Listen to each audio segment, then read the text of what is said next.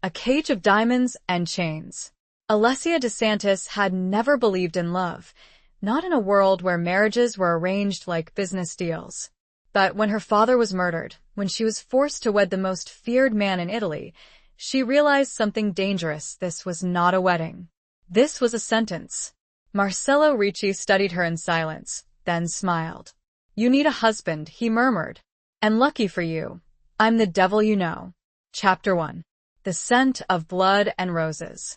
The air in the cathedral was thick, a suffocating blend of incense, old stone, and the cloying sweetness of the hundreds of white roses that adorned every pew, every archway, every available surface. Alessia DeSantis hated them. Roses were for lovers, for declarations of passion, for the kind of fairy tale romance that existed only in the books she used to devour as a girl, hidden away from the harsh realities of her world. This was a mockery. Her fingers, encased in delicate lace gloves, tightened around the ivory rosary beads she clutched. The cool, smooth stones offered a small, fleeting comfort, a connection to something pure in this corrupted sanctuary. She focused on the rhythmic click of the beads against each other, a tiny counterpoint to the pounding of her heart. It felt like a drum, beating a frantic tattoo against her ribs, a frantic bird trapped in a gilded cage. She could feel the weight of his gaze, even without looking up. Marcello Ricci. The name itself was a whispered curse, a legend cloaked in violence and power. The new dawn. Her husband-to-be. The man who, in one swift, brutal act, had both shattered and reshaped her life. Her father, Don Lorenzo DeSantis, had been a powerful man, a respected man, a man who, in his own twisted way, had loved her. He'd shielded her, kept her cloistered, away from the darker undercurrents of their world. He'd promised her a good life, a suitable marriage, a future of not happiness, perhaps, but certainly security. Now he was gone. Assassinated. A single bullet, fired with chilling precision, had ended his reign and plunged their family into chaos. The funeral had been a spectacle, a performance of grief orchestrated for the benefit of the family. Alliances were fragile things, built on a precarious balance of power and fear. Her father's death had created a vacuum, a dangerous void that threatened to consume them all. And Marcello Ricci, the ambitious, ruthless underboss of a rival family, had stepped into that void with terrifying ease. Alessia hadn't seen him, not properly, until today. Brief glimpses at the funeral, a shadowy figure shrouded in black, his face obscured by the throng of mourners and bodyguards. She'd heard the whispers, the rumors, the tales of his cruelty, his ambition, his insatiable hunger for power. He was a predator, a wolf among sheep, and she was the sacrificial lamb. The marriage proposal, if one could even call it, that had come swiftly, delivered not with flowers and sweet words, but with a cold, calculating pragmatism that chilled her to the bone. It was a merger, a consolidation of power, a way to prevent a bloody war between their families. A blood oath, sealed not with a kiss, but with the threat of annihilation. "It's the only way," Alessia, her uncle, Guido, had said, his voice heavy with a grief that mirrored her own, yet laced with a steely resolve she couldn't muster. He was now the de facto head of the DeSantis family, a position he held with a visible unease. "It's the only way to protect what's left of us." To protect you. Protect her? By marrying her to the man who was likely behind her father's murder? The irony was bitter, a metallic tang on her tongue. She'd argued, pleaded, raged, but it had been useless. The decision had been made. The family had spoken. Her fate was sealed. The organ music swelled, a mournful dirge that seemed to echo the hollowness in her chest. She finally forced herself to look up, to meet his gaze. Marcello Ricci was even more imposing than she'd imagined. He stood at the altar, a figure carved from shadow and granite. He was tall, broad-shouldered, with a presence that seemed to fill the vast space of the cathedral. His suit was impeccably tailored, the black fabric emphasizing the stark contrast of his pale skin and the startling intensity of his eyes. They were the color of deep sea ice, a cold, piercing blue that seemed to see straight through her, stripping away her carefully constructed facade of composure. His face was a study in controlled power. Sharp cheekbones, a strong jawline, a mouth that looked like it had forgotten how to smile except for the slight, almost imperceptible curve at the corner of his lips as he watched her approach. It wasn't a smile of warmth or even of amusement. It was the smile of a predator who had finally cornered his prey. She walked down the aisle, her steps measured, her back straight, her head held high. It was a performance, a final act of defiance in a play she hadn't chosen to be a part of. She wouldn't give him the satisfaction of seeing her fear. She wouldn't give anyone that satisfaction. The scent of the roses intensified as she drew closer, mingling with the darker, more masculine scent of his cologne, something sharp and woody, with a hint of something dangerous. It was a scent that spoke of power, of control, of a world she was being forced to enter, a world she knew nothing about. As she reached the altar, he extended a hand, his fingers long and elegant, the only visible sign of the violence he was capable of. She hesitated for a fraction of a second, her gaze flickering to his face, searching for some flicker of something. Humanity? Regret? But his expression was unreadable, a mask of impenetrable calm. She placed her hand in his, the contact sending a jolt of something unexpected through her. His skin was warm, surprisingly so, and his grip was firm but not crushing.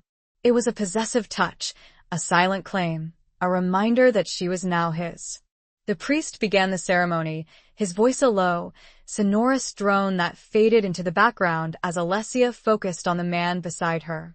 She could feel the heat of his body, the subtle rise and fall of his chest, the steady, unwavering gaze that held her captive. "Do you, Marcello Ricci, take Alessia DeSantis to be your lawfully wedded wife?" His voice, when he spoke, was a low rumble, a sound that resonated deep within her. "I do." The words were clipped, devoid of emotion, yet they carried a weight, a finality that made her breath catch in her throat. "Do you, Alessia DeSantis, take Marcello Ricci to be your lawfully wedded husband?" The words caught in her throat.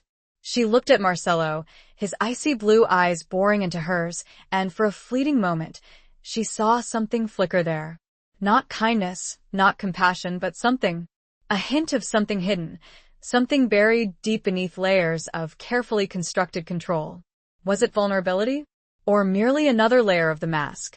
She swallowed, forcing the words out, her voice a barely audible whisper. "Ido." The lie tasted like ashes in her mouth. This was not a marriage. It was a surrender. A vow made not in love, but in fear. A promise whispered in the shadows, sealed with the scent of blood and roses. And as the priest pronounced them husband and wife, Alessia knew that her life, as she had known it, was over. The real nightmare, she sensed with a chilling certainty, had only just begun. What would tomorrow bring, when the polite faces of this charade had gone, and she was alone with him, in his world? Chapter 2. A Cage of Gilded Promises.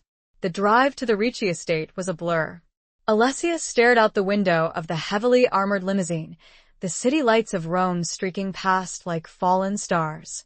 She was acutely aware of the man beside her, the silent, imposing presence that filled the space with a tension she could almost taste.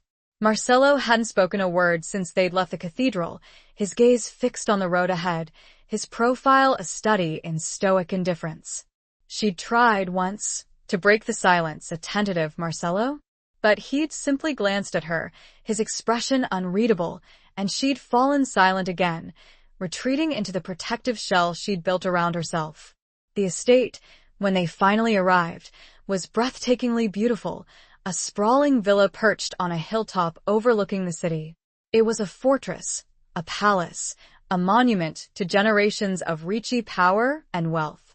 Floodlights illuminated the manicured gardens, the ancient stone walls, the imposing wrought iron gates that swung open silently as they approached.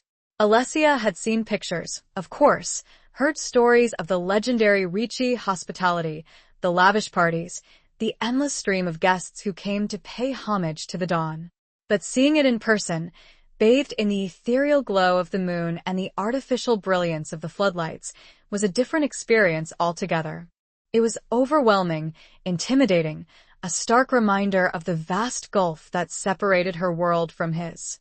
The car pulled up to the massive front doors, and a phalanx of men in dark suits materialized, their faces impassive, their eyes watchful. They were Marcello's guards, his soldiers, his loyal dogs. Alessia felt a shiver of unease crawl down her spine. She was entering a lion's den, and she had no idea if she would ever emerge. Marcello got out of the car first, his movements fluid and graceful, despite his size. He didn't offer her his hand, didn't even glance her way. He simply stood there, waiting, as one of the guards opened the door for her. She stepped out of the car, her legs feeling strangely unsteady. The air was cool and crisp, carrying the scent of pine and the faint, salty tang of the sea. She wrapped her arms around herself, a futile attempt to ward off the chill that had settled deep in her bones. The front doors, massive slabs of carved wood, swung open silently, revealing a grand foyer that was even more opulent than she'd imagined. Marble floors, soaring ceilings, glittering chandeliers, priceless works of art adorning the walls. It was a display of wealth that bordered on obscene. A woman appeared, seemingly out of nowhere. She was older, perhaps in her late 50s, with a stern face and piercing gray eyes that assessed Alessia with a chilling thoroughness. Her hair was pulled back in a tight bun, and her black dress was simple, but impeccably tailored. "Signora Ricci," Marcello said, his voice devoid of warmth. "This is Alessia, my wife." The woman's gaze flickered to Marcello, a flicker of something unreadable in her eyes, before returning to Alessia. "Welcome to your new home," she said, her voice as cold and sharp as shattered glass. It wasn't a welcome, it was an acknowledgement. Alessia managed a weak smile. "Thank you. I am Sophia," the woman continued. "I am the housekeeper. I have been with the Ricci family for many years. I know the rules. You will learn them." It wasn't a suggestion, it was a command. Alessia nodded, her throat suddenly dry. "Your rooms are prepared," Sophia continued, turning to Marcello. "Dinner will be served in 1 hour. In the small dining room." Marcello nodded, a curt gesture of dismissal. Sophia bowed her head slightly and disappeared down a long corridor, her footsteps echoing on the marble floor. Marcello turned to Alessia, his expression finally shifting, a flicker of something that might have been amusement in his eyes. "Come," he said, his voice a low rumble. "I will show you to your quarters." He didn't offer her his arm, didn't touch her at all. He simply started walking, and she had no choice but to follow. They walked through a maze of corridors, each one more opulent than the last. Alessia felt like she was walking through a museum, a silent observer in a world she didn't understand. The silence between them was heavy, punctuated only by the soft click of their heels on the marble floors. Finally, they reached a set of double doors, carved with intricate designs that depicted scenes from Roman mythology. Marcello pushed them open, revealing a suite of rooms that were larger than her entire apartment back in the city. The bedroom was dominated by a massive 4-poster bed, draped in silk and velvet. There was a sitting area with a fireplace, a walk-in closet that was larger than her old bedroom, and a bathroom that looked like it belonged in a spa. It was beautiful, luxurious, and utterly overwhelming. This is all mine?" Alessia asked, her voice barely a whisper. Marcello leaned against the doorframe, his arms crossed, his expression unreadable. "Yours," he confirmed, "for as long as you are my wife."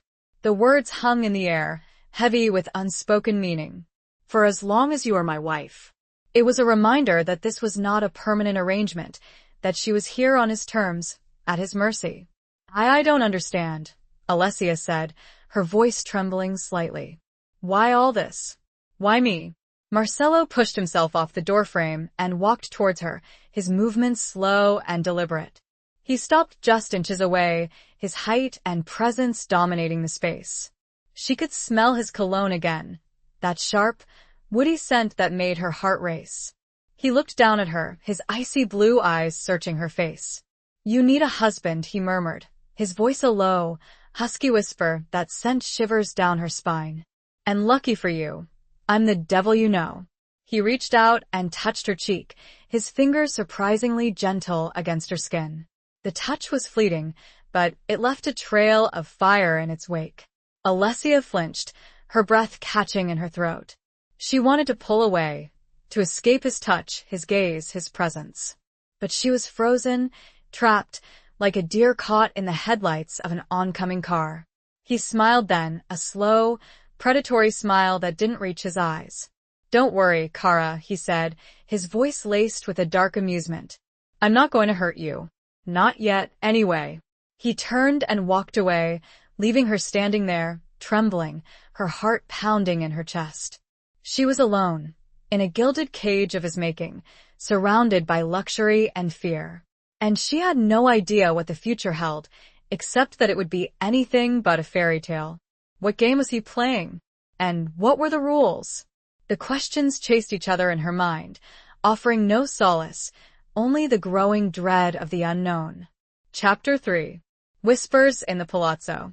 The small dining room, as Sophia had called it, was larger than most restaurants Alessia had frequented. A long, mahogany table, polished to a mirror sheen, dominated the room, set with gleaming silverware, crystal glasses, and delicate china that looked like it belonged in a museum. A single chandelier, a cascade of glittering crystals, hung above the table, casting a warm, inviting glow over the scene. But the warmth didn't reach Alessia. She felt like an intruder, an imposter in this world of unimaginable wealth and privilege. Marcello was already seated at the head of the table, a glass of red wine in his hand. He was dressed in a dark suit, similar to the one he'd worn at the wedding, but without the tie. The top buttons of his shirt were undone, revealing a glimpse of tan skin and a hint of dark chest hair. He looked relaxed, at ease, as if he were completely oblivious to the turmoil raging inside her. He gestured to the chair opposite him. "Seat." Alessia obeyed, her movements stiff and awkward. She felt like a puppet, her strings pulled by an invisible force. She sat down carefully, placing her hands in her lap, trying to keep them from trembling. A servant, a young man with a nervous demeanor, appeared silently at her side, offering her a glass of water. She accepted it with a grateful nod, her throat suddenly parched. The silence stretched, thick and heavy, punctuated only by the clinking of silverware and the soft murmur of voices from the kitchen. Alessia couldn't bring herself to look at Marcello, her gaze fixed on the intricate pattern of the tablecloth. Finally he spoke. "You're quiet." It wasn't a question, but a statement of fact. Alessia forced herself to meet his gaze, her chin lifted in a show of defiance she didn't feel. "What would you have me say?" He raised an eyebrow, a flicker of amusement in his eyes. "You could tell me about yourself, your life, your dreams." Dreams? The word felt foreign, alien in this context. She had dreams once, long ago, before her world had been shattered. Dreams of a normal life, of love, of happiness. Dreams that now seemed as distant and unattainable as the stars. "My dreams are irrelevant," she said, her voice flat. "My life is yours now." He swirled the wine in his glass, his gaze fixed on the ruby liquid. "Is that what you believe?" "It's what I know," she replied, her voice hardening. "I'm your wife, in name only. A pawn in your game. A trophy." He chuckled, a low, throaty sound that sent a shiver down her spine. "You give yourself too little credit, Kara. You're more than a trophy. You're a DeSantis. Your blood is valuable. Your loyalty even more so." Loyalty? How could he speak of loyalty when he had stolen hers, along with everything else? She wanted to scream, to lash out, to tell him exactly what she thought of him and his twisted world. But she knew it would be futile. He held all the cards. She was at his mercy. "My loyalty is to my family," she said, her voice tight with controlled anger. "What's left of them?" He smiled, a slow, predatory smile that made her blood run cold. "And I am your family now." The words hung in the air, heavy with unspoken threat. He was reminding her of her place, of her vulnerability, of the power he held over her. The food arrived, a seemingly endless procession of courses, each one more elaborate than the last. Alessia picked at her food, her appetite gone. She couldn't taste anything, her senses overwhelmed by the tension in the room, by the constant, unwavering gaze of the man across the table. He, on the other hand, ate with a hearty appetite, seemingly unaffected by her presence, by the unspoken animosity that crackled between them. He ate with a grace that belied his brutal reputation, his movements precise and economical. As the meal progressed, Alessia began to notice things. The subtle glances between the servants, the hushed whispers, the way they seemed to avoid looking directly at Marcelo, as if they were afraid of him. She also noticed the constant presence of the guards, their shadows lurking in the corners of the room, their eyes always watching. This wasn't just a home, it was a fortress. A prison disguised as a palace. And she was its prisoner. She pushed her plate away, unable to eat another bite. "I'm tired," she said, her voice barely a whisper. "I would like to go to my room." Marcelo looked up, his expression unreadable. He studied her for a moment, his icy blue eyes seeming to penetrate her very soul. Then he nodded, a curt gesture of permission. "Sophia will show you the way." Alessia rose from her chair, her legs feeling shaky. She didn't wait for Sophia. She wanted to escape, to be alone, to try to make sense of the whirlwind that had engulfed her life. She hurried out of the dining room, her footsteps echoing on the marble floor. She didn't know where she was going, but she didn't care. She just needed to get away, to find a moment of peace, a moment of respite from the suffocating presence of Marcelo Ricci. As she fled down a long, dimly lit corridor, she heard a voice, a soft, whispered voice that seemed to come from nowhere. "Signora?" She stopped, her heart pounding. She turned slowly, her eyes searching the shadows. A figure emerged from the darkness, a young woman, perhaps in her early 20s, with wide, frightened eyes and a trembling mouth. She was one of the maids, Alessia realized, one of the many nameless faces that flitted through the palazzo. "Signora, I need to speak to you," the girl whispered, her voice barely audible. "It's about your father." Alessia's breath caught in her throat. Her father? What could this girl possibly know about her father? "What is it?" Alessia asked, her voice urgent. "Tell me." The girl glanced nervously over her shoulder, as if she were afraid of being overheard. "Not here," she whispered. "Meet me in the garden. By the fountain. In 1 hour." And with that, she disappeared back into the shadows, leaving Alessia standing there, her heart pounding, her mind racing. What secret did this girl hold? And what would it cost her to find out? The fountain. 1 hour. She had to know. But fear, cold and sharp, pierced through her determination. What if it was a trap? Chapter 4. The Devil's Bargain. The garden was a labyrinth of manicured hedges, winding paths, and hidden alcoves, bathed in the soft, ethereal glow of strategically placed lights. The air was cool and fragrant, carrying the scent of night-blooming jasmine and the damp earth. Alessia found the fountain easily enough, a Baroque masterpiece of sculpted marble depicting Neptune, god of the sea, surrounded by his mythical court. The water cascaded down the sculpted figures, creating a soothing, almost hypnotic sound. She waited, her nerves stretched taut. The hour passed slowly, each minute an eternity. She wrapped her arms around herself, trying to ward off the chill that had settled deep in her bones, a chill that had nothing to do with the temperature and everything to do with the fear that gnawed at her insides.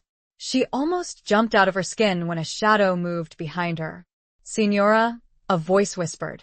It was the maid, her face pale and drawn in the moonlight. "You said you had something to tell me about my father," Alessia said, her voice urgent, keeping her own voice low. The girl, whose name Alessia learned was Isabella, nodded, her eyes darting nervously around the garden.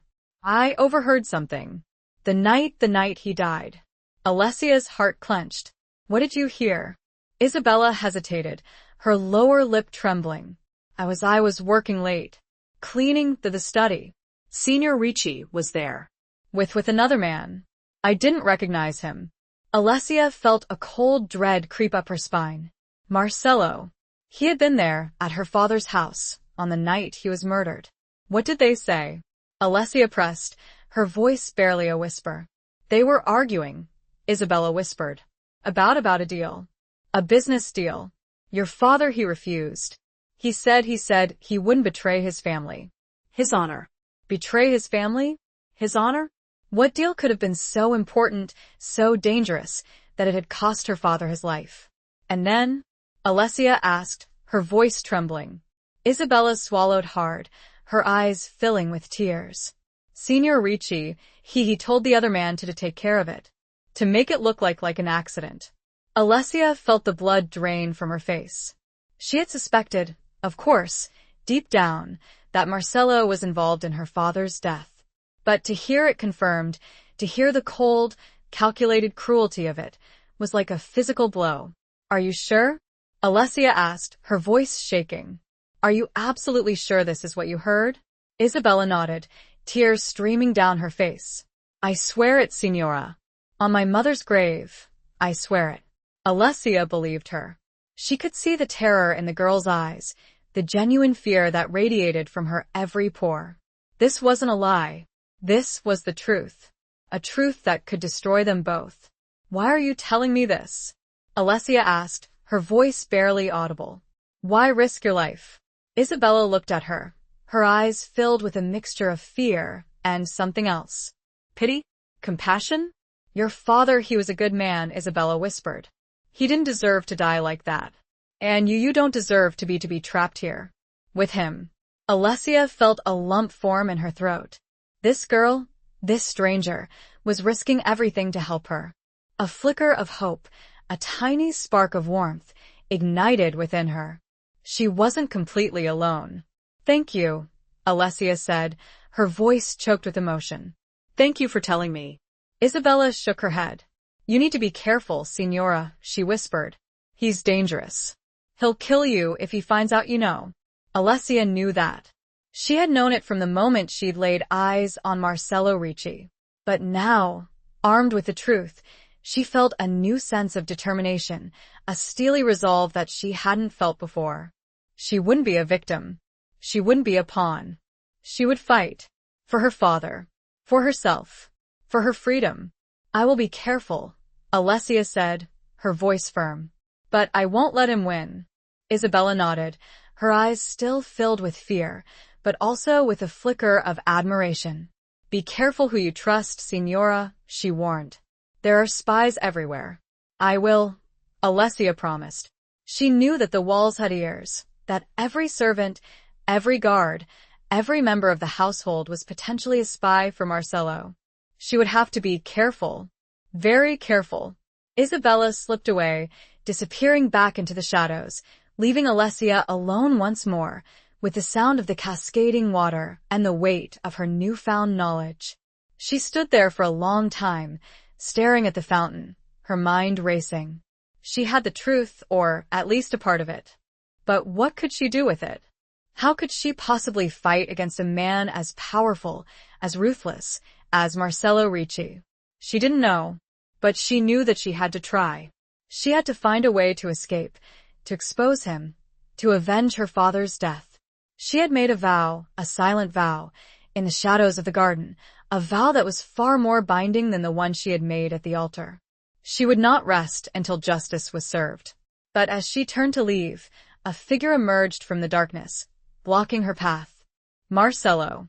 He stood there, silent and imposing, his face shrouded in shadow, his eyes glinting in the moonlight. He had heard everything. How long had he been there? The question chilled her to the bone. He smiled, that slow, cruel smile that made her blood run cold. Looking for something, Kara? He asked, his voice a soft, menacing whisper. The game, she realized with a sickening certainty, had just changed. And she was already losing. Chapter 5. Echoes of a Fallen Empire. The confrontation in the garden hung between them, unspoken but ever-present, a suffocating weight in the air. Marcello hadn't explicitly acknowledged what he'd overheard, but his demeanor had shifted, subtly but undeniably. The veneer of civility, the carefully constructed facade of the charming, if distant, husband had cracked, revealing the steel beneath.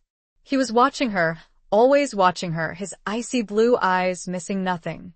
Alessia, in turn, was walking on eggshells. Every word, every gesture, every glance was carefully calculated, a performance designed to conceal her true feelings, her newfound knowledge, her simmering rage.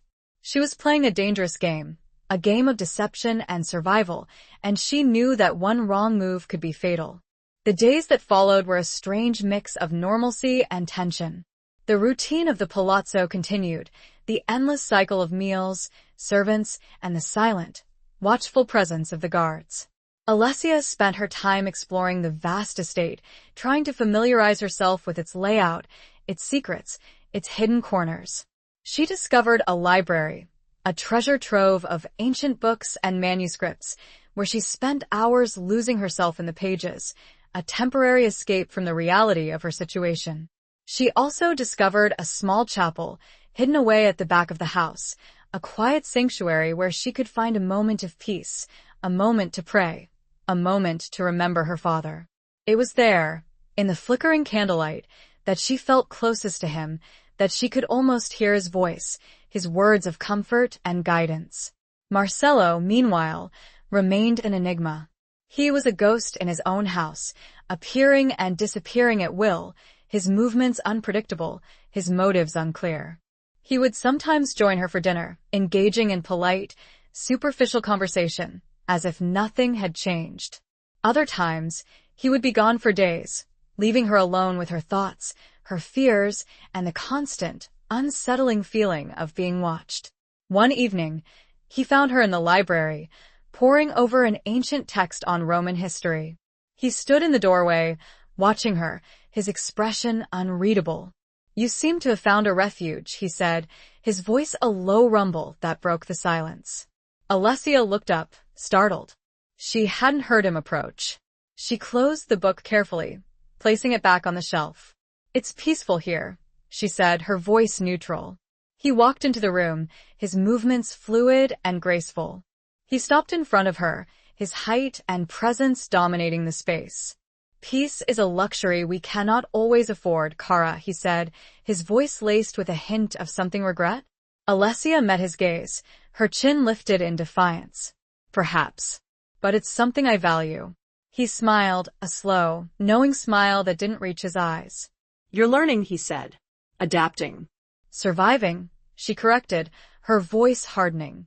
He chuckled, a low, throaty sound that sent a shiver down her spine. "Survival is a skill worth mastering, especially in this world." He reached out and touched a strand of her hair, his fingers brushing against her cheek. The touch was fleeting, but it sent a jolt of something unexpected through her. Fear? Desire? She couldn't tell. "You remind me of her, you know," he said, his voice softening, almost a whisper. "Of whom?" Alessia asked, her heart pounding. "My mother," he said, his gaze drifting to a portrait on the wall, a portrait of a beautiful woman with dark hair and piercing blue eyes, the same eyes that stared back at her from Marcello's face. "She was strong, resilient, like you." Alessia was surprised by the revelation. He had never spoken of his family, of his past. It was a glimpse behind the mask, a hint of vulnerability that she hadn't expected. "What happened to her?" Alessia asked, her voice softening. His expression hardened, the mask slipping back into place. "She died," he said, his voice flat. "A long time ago." He turned away, his gaze fixed on the window, overlooking the darkened gardens. "This house, it holds many memories," he said, his voice distant. "Some good, some not so good." Alessia sensed that he was talking about more than just his mother. He was talking about his past, his family, the legacy of violence and power that he had inherited. He was talking about the echoes of a fallen empire, the weight of generations of secrets and betrayals. "It must be a heavy burden," Alessia said, her voice barely a whisper. He turned back to her, his eyes searching her face. "It is," he said, his voice raw with a pain she hadn't seen before. "But it's a burden I must bear. It's my duty. Duty. The word hung in the air, heavy with meaning. It was the same word her uncle had used, the same justification for this forced marriage, for this gilded cage. Duty is a cage, he said suddenly, his voice low. He was gazing directly into her eyes, and for a flickering moment, she thought she saw a crack, a fissure in that iron will. Was this an invitation? A warning? A sudden crash from downstairs shattered the fragile moment. Marcelo's head snapped towards the sound, his expression instantly hardening, the vulnerability vanishing as quickly as it had appeared. He turned and strode out of the room, leaving Alessia alone with her thoughts, her fears, and the lingering echo of his words. What had that been?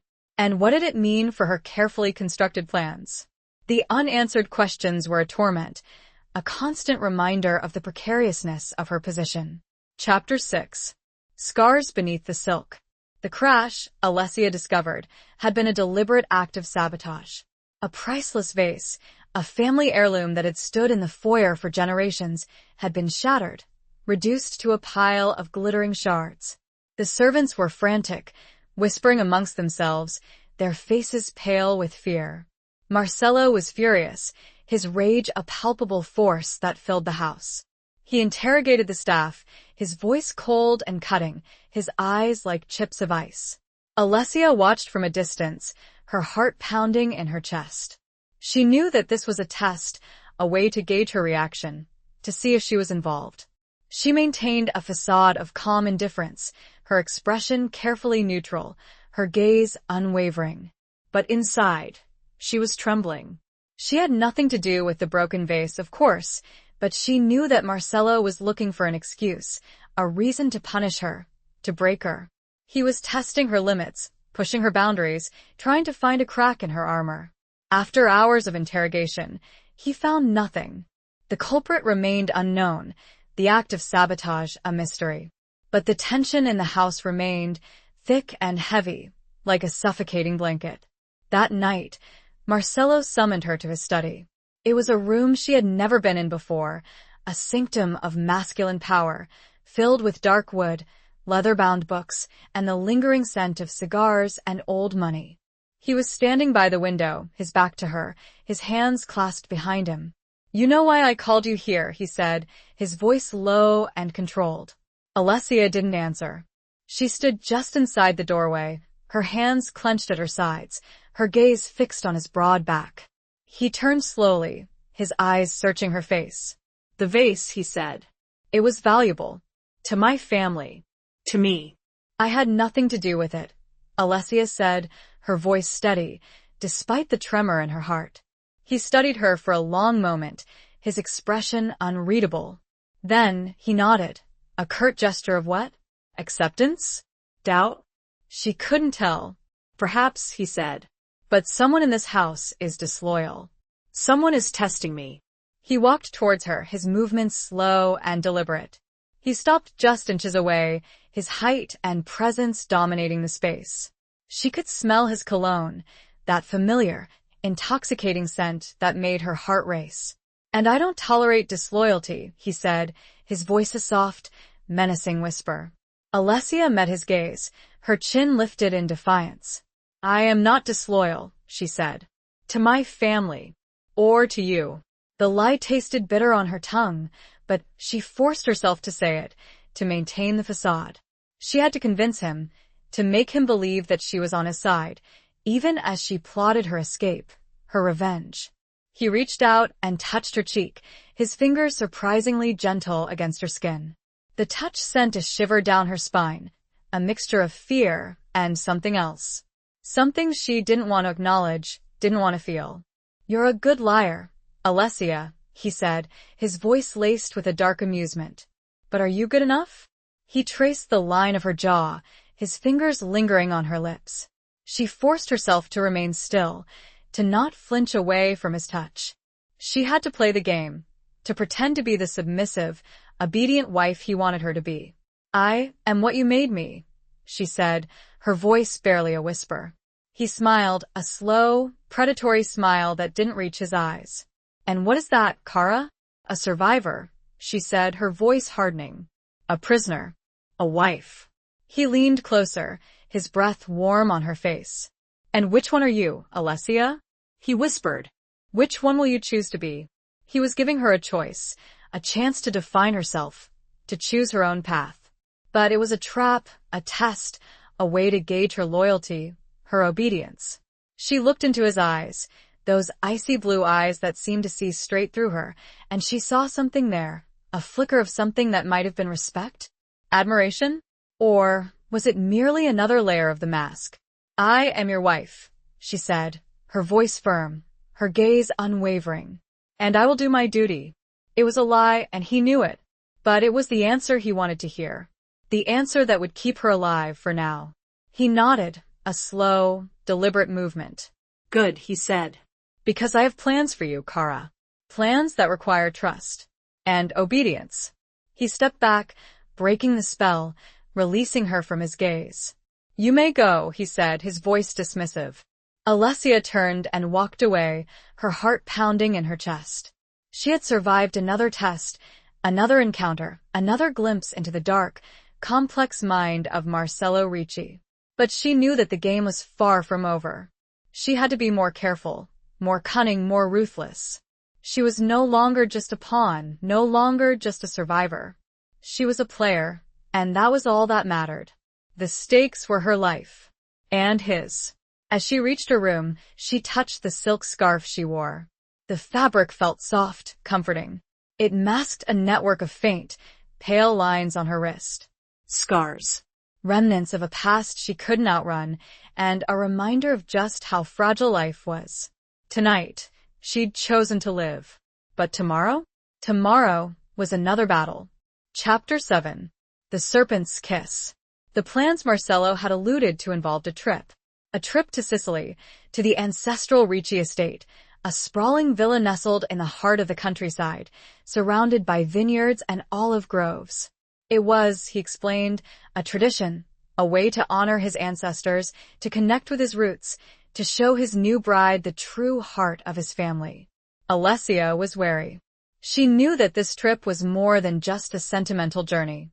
It was another test, another opportunity for Marcello to observe her, to probe her weaknesses, to gauge her loyalty. It was also a chance for him to isolate her, to remove her from the relative safety of the Rome palazzo, to place her in a more vulnerable position. But she had no choice. She had to go. She had to play the part of the dutiful wife, the eager bride, the woman who is slowly, inevitably, falling under the spell of her powerful, charismatic husband. It was a performance, a charade, but it was one she had to play flawlessly. The journey to Sicily was long and arduous, a seemingly endless drive through winding mountain roads, under the scorching Mediterranean sun. Marcello was silent for most of the trip, his gaze fixed on the road ahead, his profile a study in stoic indifference. Alessia, in turn, stared out the window, taking in the breathtaking scenery, the rugged mountains, the rolling hills, the sparkling blue sea in the distance. She tried to use the time to plan, to strategize, to find a way to use this trip to her advantage. She needed to find allies, to gather information, to find a weakness in Marcello's armor. But she also needed to be careful, to avoid arousing his suspicion, to maintain the illusion of the compliant wife. The Sicilian estate, when they finally arrived, was even more imposing than the one in Rome. It was older, more rustic, with thick stone walls, terracotta roofs, and a sense of ancient history that permeated every corner. It was a fortress, a stronghold, a place where generations of Riccis had lived and died, had plotted and schemed, had ruled their empire with an iron fist. The staff here were different, more reserved, more wary, their eyes filled with a mixture of respect and fear. They were loyal to Marcello, to the Ricci family, to the ancient traditions of the famiglia. They were not to be trusted. Alessia was shown to her rooms, a suite of chambers that were even more opulent than the ones in Rome. The walls were adorned with frescoes, depicting scenes from Greek mythology, and the furniture was antique, priceless, a testament to generations of Ricci wealth and power. There was a balcony overlooking the vineyards, with a breathtaking view of the surrounding countryside. But Alessia had no time to admire the view. She was on edge, her senses heightened, her mind racing. She knew that she was being watched, that every move she made was being scrutinized. She had to be careful. Very careful. That evening, Marcello hosted a dinner, a lavish affair attended by the local dignitaries, the heads of the other famigli, the men who controlled the underworld of Sicily. Alessia was presented as the new Signora Ricci, the trophy wife, the symbol of Marcello's power and dominance. She played her part flawlessly, smiling, charming, engaging in polite conversation, making small talk with the wives of the other dons, all the while feeling like a trapped bird in a gilded cage. She could feel the eyes of the men on her, assessing her, judging her, wondering if she was worthy of her new position. Marcello, meanwhile, was in his element. He was the center of attention, the host, the leader, the man in charge. He held court, dispensing favors, making deals, solidifying alliances, all with a subtle smile and a quiet word. He was a master manipulator, a skilled politician, ruthless businessman. Alessia watched him, fascinated and repelled in equal measure. She saw the power he wielded, the fear he inspired, the respect he commanded. She also saw the loneliness, the isolation, the burden of responsibility that weighed heavily on his shoulders. During a lull in the conversation, Marcello approached her, his eyes gleaming with a mixture of pride and something else. Possession? Desire? She couldn't tell. "You are doing well, Cara," he said, his voice a low murmur, for her ears only. "They are impressed." Alessia met his gaze, her chin lifted in defiance. "I am not here to impress them," she said, her voice barely a whisper. "I am here to survive." He smiled, a slow, knowing smile that didn't reach his eyes. "Survival is a worthy goal," he said. "But there is more to life than just surviving." He reached out and touched her cheek, his fingers lingering on her skin. The touch was electric, sending a jolt of something unexpected through her. She forced herself to remain still, to not flinch away from his touch. "There is power," he said, his voice a husky whisper. "And pleasure. And love." The word hung in the air, heavy with unspoken meaning. Was he offering her a choice? A chance to embrace her new life, to accept her role, to fall in love with him? Or was it another test, another trap, another way to control her? He leaned closer, his lips brushing against her ear. "Tonight," he whispered, "we will share more than a name." Alessia's breath caught in her throat. She had known this moment was coming, had dreaded it, had prepared for it. But now, faced with the reality of it, she felt a surge of panic, a desperate urge to flee. It was one thing to play the part of the obedient wife, another to submit to the intimacy he clearly craved. He kissed her then, a slow, deliberate kiss that was both possessive and demanding. It wasn't a gentle kiss, a loving kiss. It was a serpent's kiss, a kiss that promised both pleasure and pain, a kiss that sealed her fate. She didn't resist. She couldn't, but as his lips pressed against hers, she knew that this was a turning point, a moment of no return. The game had escalated, and she was no longer sure she could win. What would tonight bring? And how could she possibly navigate the treacherous waters of his desire, while still holding onto her secrets, her plans, her very self? Chapter 8. A dance of shadows and deceit. The night was a tapestry woven with threads of fear and a strange, unsettling anticipation. Alessia prepared herself meticulously, not for seduction, but for survival. She chose a dress of deep emerald green, a color that echoed the lush Sicilian landscape, but also, she hoped, conveyed a sense of strength, of resilience. It was a simple gown, elegant but not overtly provocative, a statement of quiet defiance. She brushed her hair until it shone, letting it cascade down her back in a dark waterfall. She applied a touch of makeup, just enough to enhance her features, to create a mask of composure, to hide the turmoil raging beneath the surface.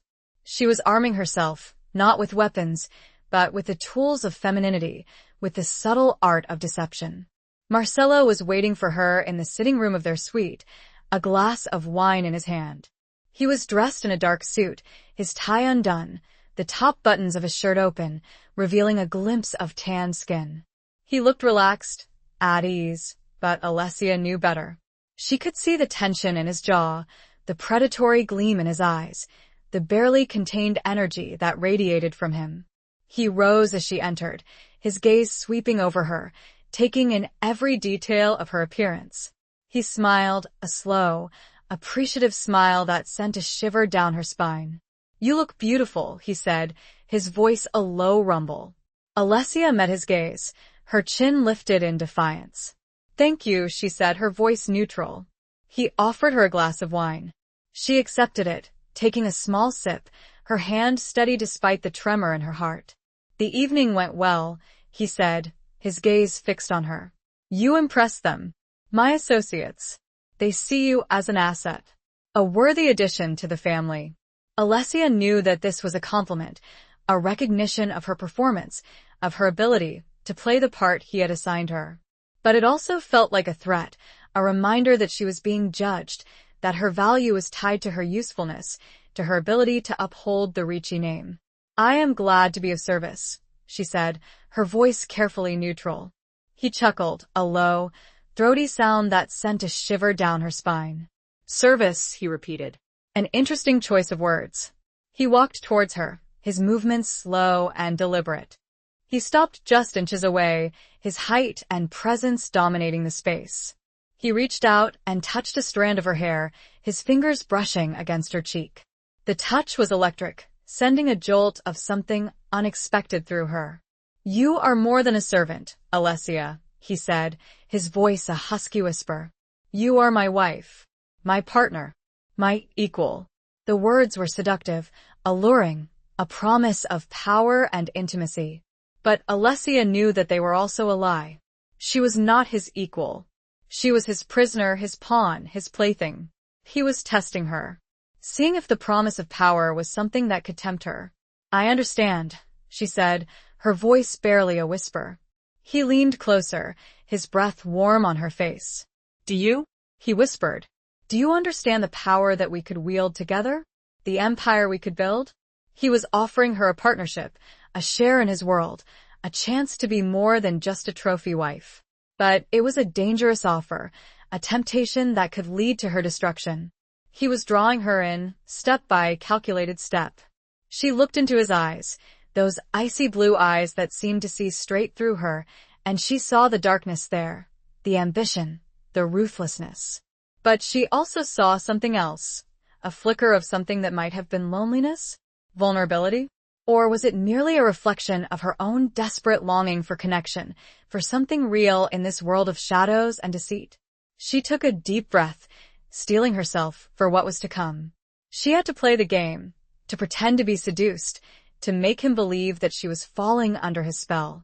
But she also had to remain in control, to protect herself, to keep her secret safe. I am willing to learn," she said, her voice trembling slightly, a deliberate act of feigned vulnerability. He smiled, a slow, predatory smile that made her blood run cold. "Good," he said. "Because tonight, Kara, you will learn everything." He took her hand, his grip firm but gentle, and led her towards the bedroom.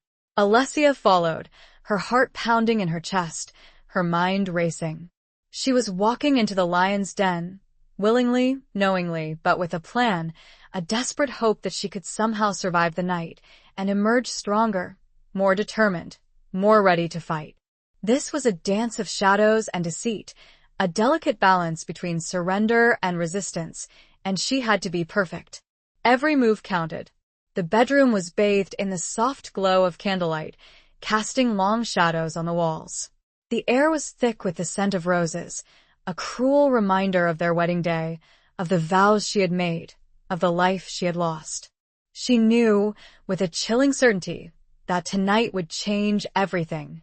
What would she become by morning? Chapter 9. The Weight of Unspoken Words. The morning after was a study in contrasts.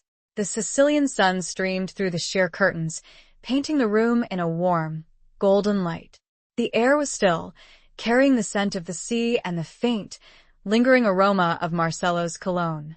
But the warmth didn't reach Alessia. She felt cold, empty, a hollow shell of the woman she had been yesterday. Marcelo was gone. He had left before she woke, leaving behind only a note, scrawled on the heavy cream stationery of the estate. Business. Back tonight. The brevity of the message was a stark reminder of their relationship, of the power imbalance, of the fact that she was still a pawn in his game, even after the intimacy they had shared. She rose from the bed, her body aching, her mind numb. She wrapped herself in a silk robe, a luxurious garment that felt alien against her skin. She walked to the balcony, overlooking the vineyards, the vast expanse of green stretching out before her, a symbol of the freedom she craved, the freedom she had lost. The night had been complicated. Marcelo had been surprisingly gentle, surprisingly tender. He had treated her not as a possession, but as a woman, as someone he desired, someone he respected. He had whispered words of passion, of admiration, of love. But Alessia knew better. She knew that it was all a performance, a carefully orchestrated seduction, a way to gain her trust, to lower her defenses, to make her more compliant, more malleable. He was a master manipulator, a skilled actor, and she had almost fallen for his act. Almost. The physical intimacy had been intense. She had expected pain, humiliation, a brutal assertion of his dominance. But it hadn't been like that. He had taken his time, exploring her body, awakening desires she hadn't known she possessed. He had made her feel wanted, desired, beautiful, and that was the most dangerous part. Because for a fleeting moment, she had forgotten who he was, who she was, what was at stake. She had allowed herself to feel, to respond, to surrender. And that was a mistake she couldn't afford to repeat. She had to remember her father, her vow, her plan. She had to remember that Marcelo was her enemy, the man who had orchestrated her father's murder, the man who held her captive in this gilded cage. She couldn't allow herself to be seduced by his charm, by his power, by his body. She spent the day wandering the estate, restless, agitated, her mind replaying the events of the night, searching for clues, for weaknesses, for a way to turn the situation to her advantage. She avoided the servants, the watchful eyes of the guards, the constant, suffocating feeling of being trapped. She found herself drawn to the library, the same refuge she had discovered in Rome. She lost herself in the pages of ancient books, trying to escape the reality of her situation, trying to find some solace, some guidance, some answers. But the books offered no comfort. They were filled with stories of love and betrayal, of power and corruption, of violence and revenge. They were a mirror of her own life, a reflection of the dark, twisted world she had been forced to inhabit. As evening approached, she felt a growing sense of dread. Marcelo would be back soon, and she didn't know what to expect. Would he be the same tender lover as last night? Or would the mask slip, revealing the ruthless predator beneath? She dressed carefully, choosing a simple black dress, a symbol of mourning, a reminder of her loss, a statement of defiance. She wore no jewelry, no makeup, her hair pulled back in a tight bun. She wanted to appear strong, resilient, unbreakable. He found her in the library, standing by the window, staring out at the darkening landscape. He walked in silently, his presence filling the room, his gaze fixed on her. "You're avoiding me," he said, his voice a low rumble. Alessia turned to face him, her chin lifted in defiance. "I needed time to think," she said, her voice neutral. He studied her for a long moment, his expression unreadable. Then he nodded, a curt gesture of understanding. "And what have you concluded?" he asked. She met his gaze, her eyes unwavering. "That nothing has changed," she said, her voice firm. "That I am still your wife, and that you are still you." He smiled, a slow, knowing smile that didn't reach his eyes. "You disappoint me, Kara," he said. "I had hoped that last night might have changed things, that you might have softened." "I am not a piece of clay to be molded to your will," Alessia said, her voice hardening. "I am who I am, and I will not be broken." He chuckled, a low, throaty sound that sent a shiver down her spine. "We shall see," he said. We shall see. He walked towards her, his movements slow and deliberate. He stopped just inches away, his height and presence dominating the space. He reached out and touched her cheek, his fingers tracing the line of her jaw. "You are strong, Alessia," he said, his voice a husky whisper. "Stronger than you know. But strength can be a burden, a weakness." He leaned closer, his breath warm on her face.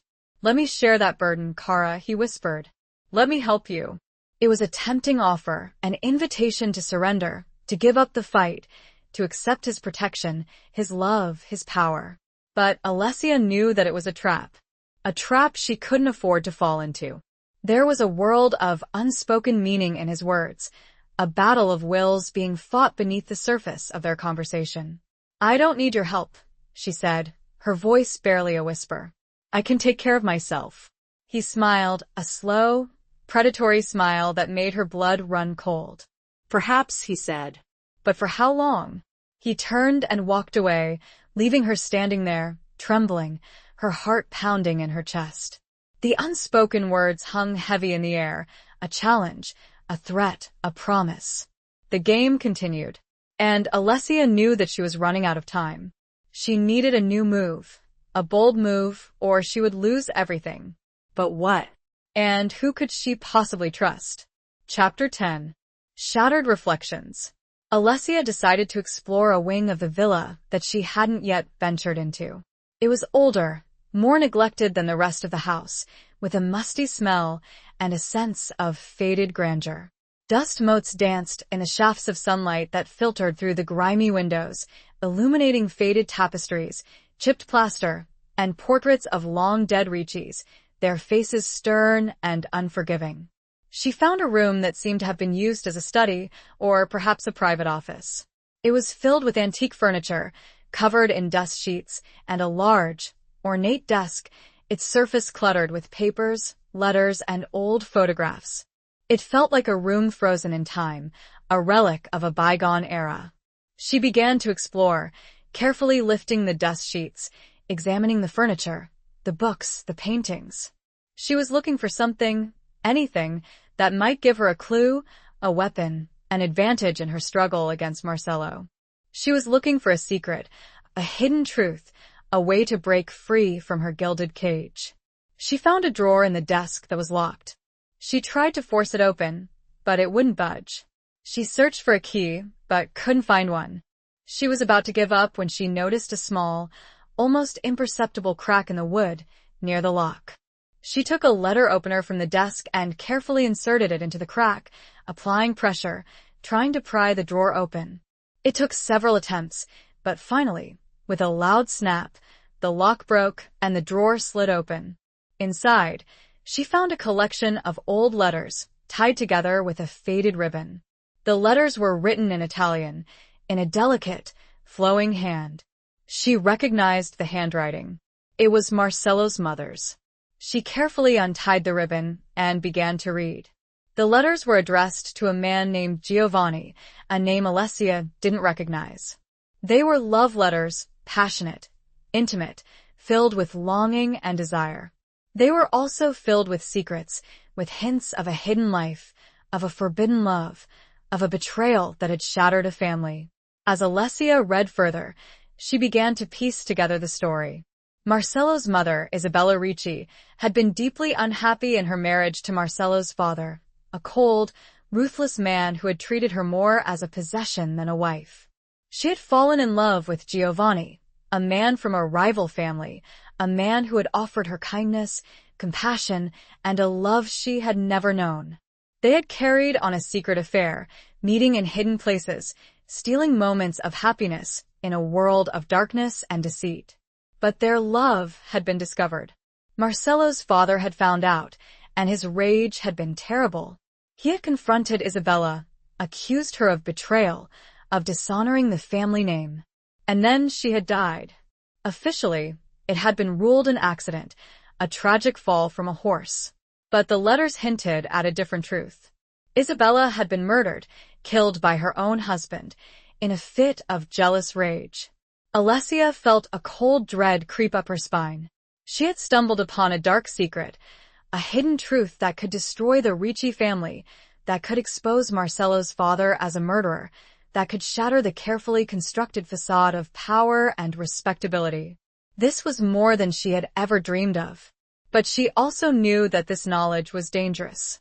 If Marcello found out that she knew, he would kill her. Without hesitation, she carefully placed the letters back in the drawer, relocking it with a hairpin she'd found in her own dressing room, a makeshift key to replace the broken lock. She had to hide the evidence, to protect herself, to bide her time. She continued to explore the room, her mind racing. She found another drawer, this one unlocked. Inside, she found a collection of old photographs. One photograph in particular caught her eye. It was a picture of Marcello as a young boy, perhaps 10 or 11 years old. He was standing next to his mother, Isabella, and another man, a man Alessia recognized from the letters. Giovanni. The photograph was taken in a garden, a beautiful, sun-drenched garden that looked very much like the garden of the Sicilian estate. Marcello was smiling, a rare, genuine smile that Alessia had never seen before.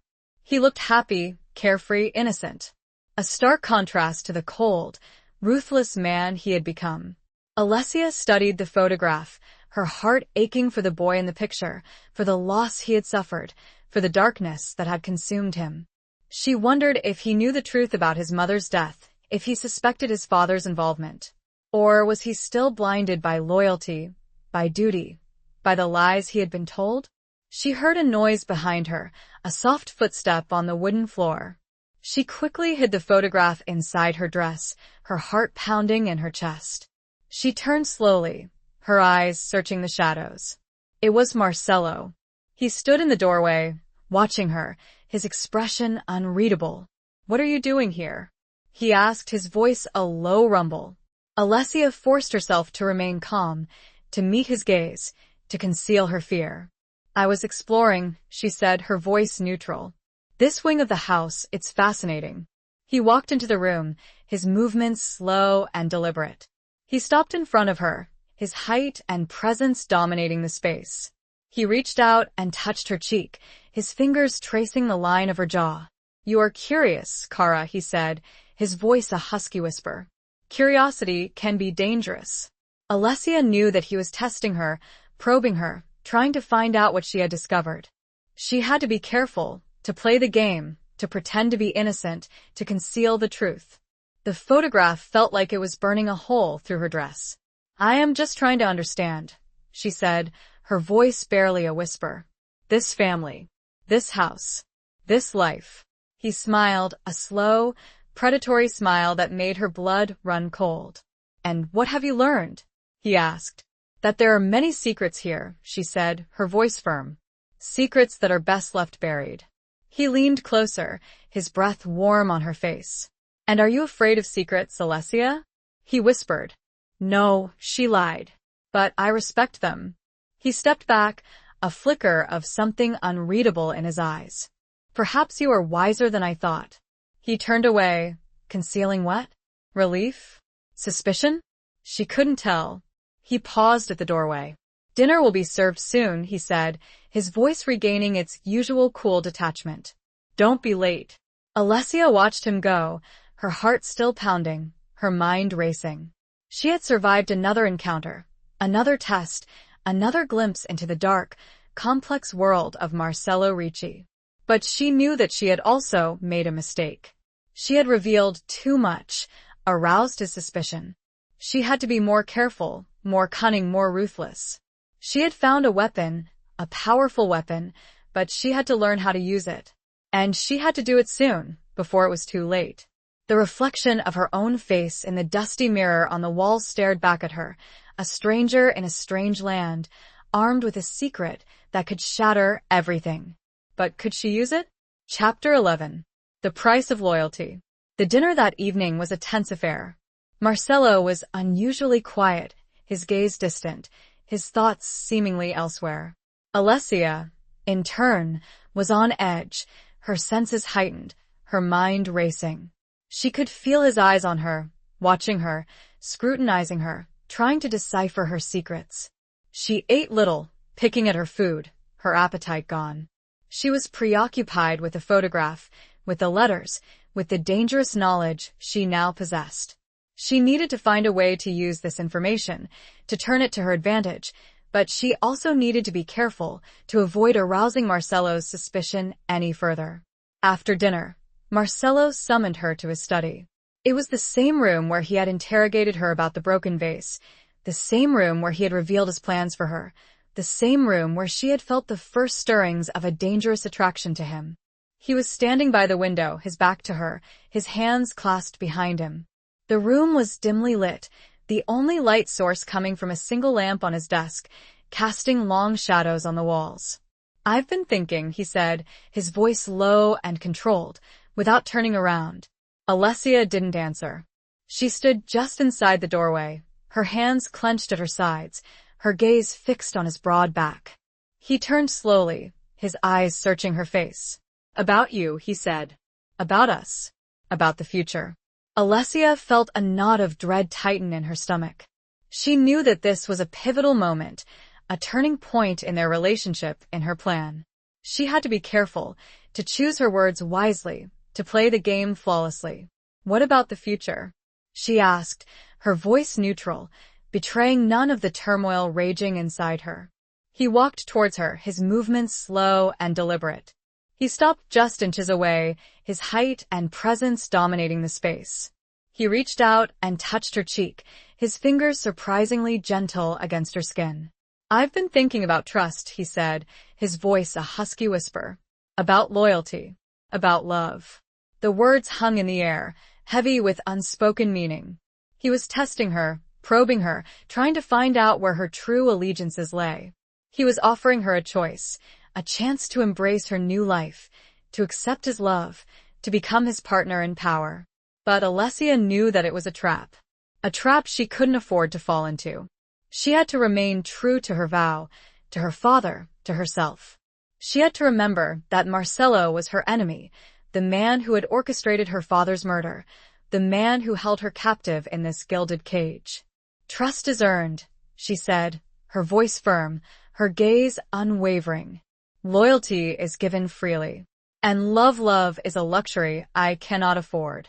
He smiled, a slow, knowing smile that didn't reach his eyes. "You are a pragmatist, Alessia," he said. "I admire that. But pragmatism can be lonely." He leaned closer, his breath warm on her face. "Don't you want to be loved, Kara?" he whispered. "Don't you want to be happy?" It was a tempting offer, a seductive whisper in the darkness.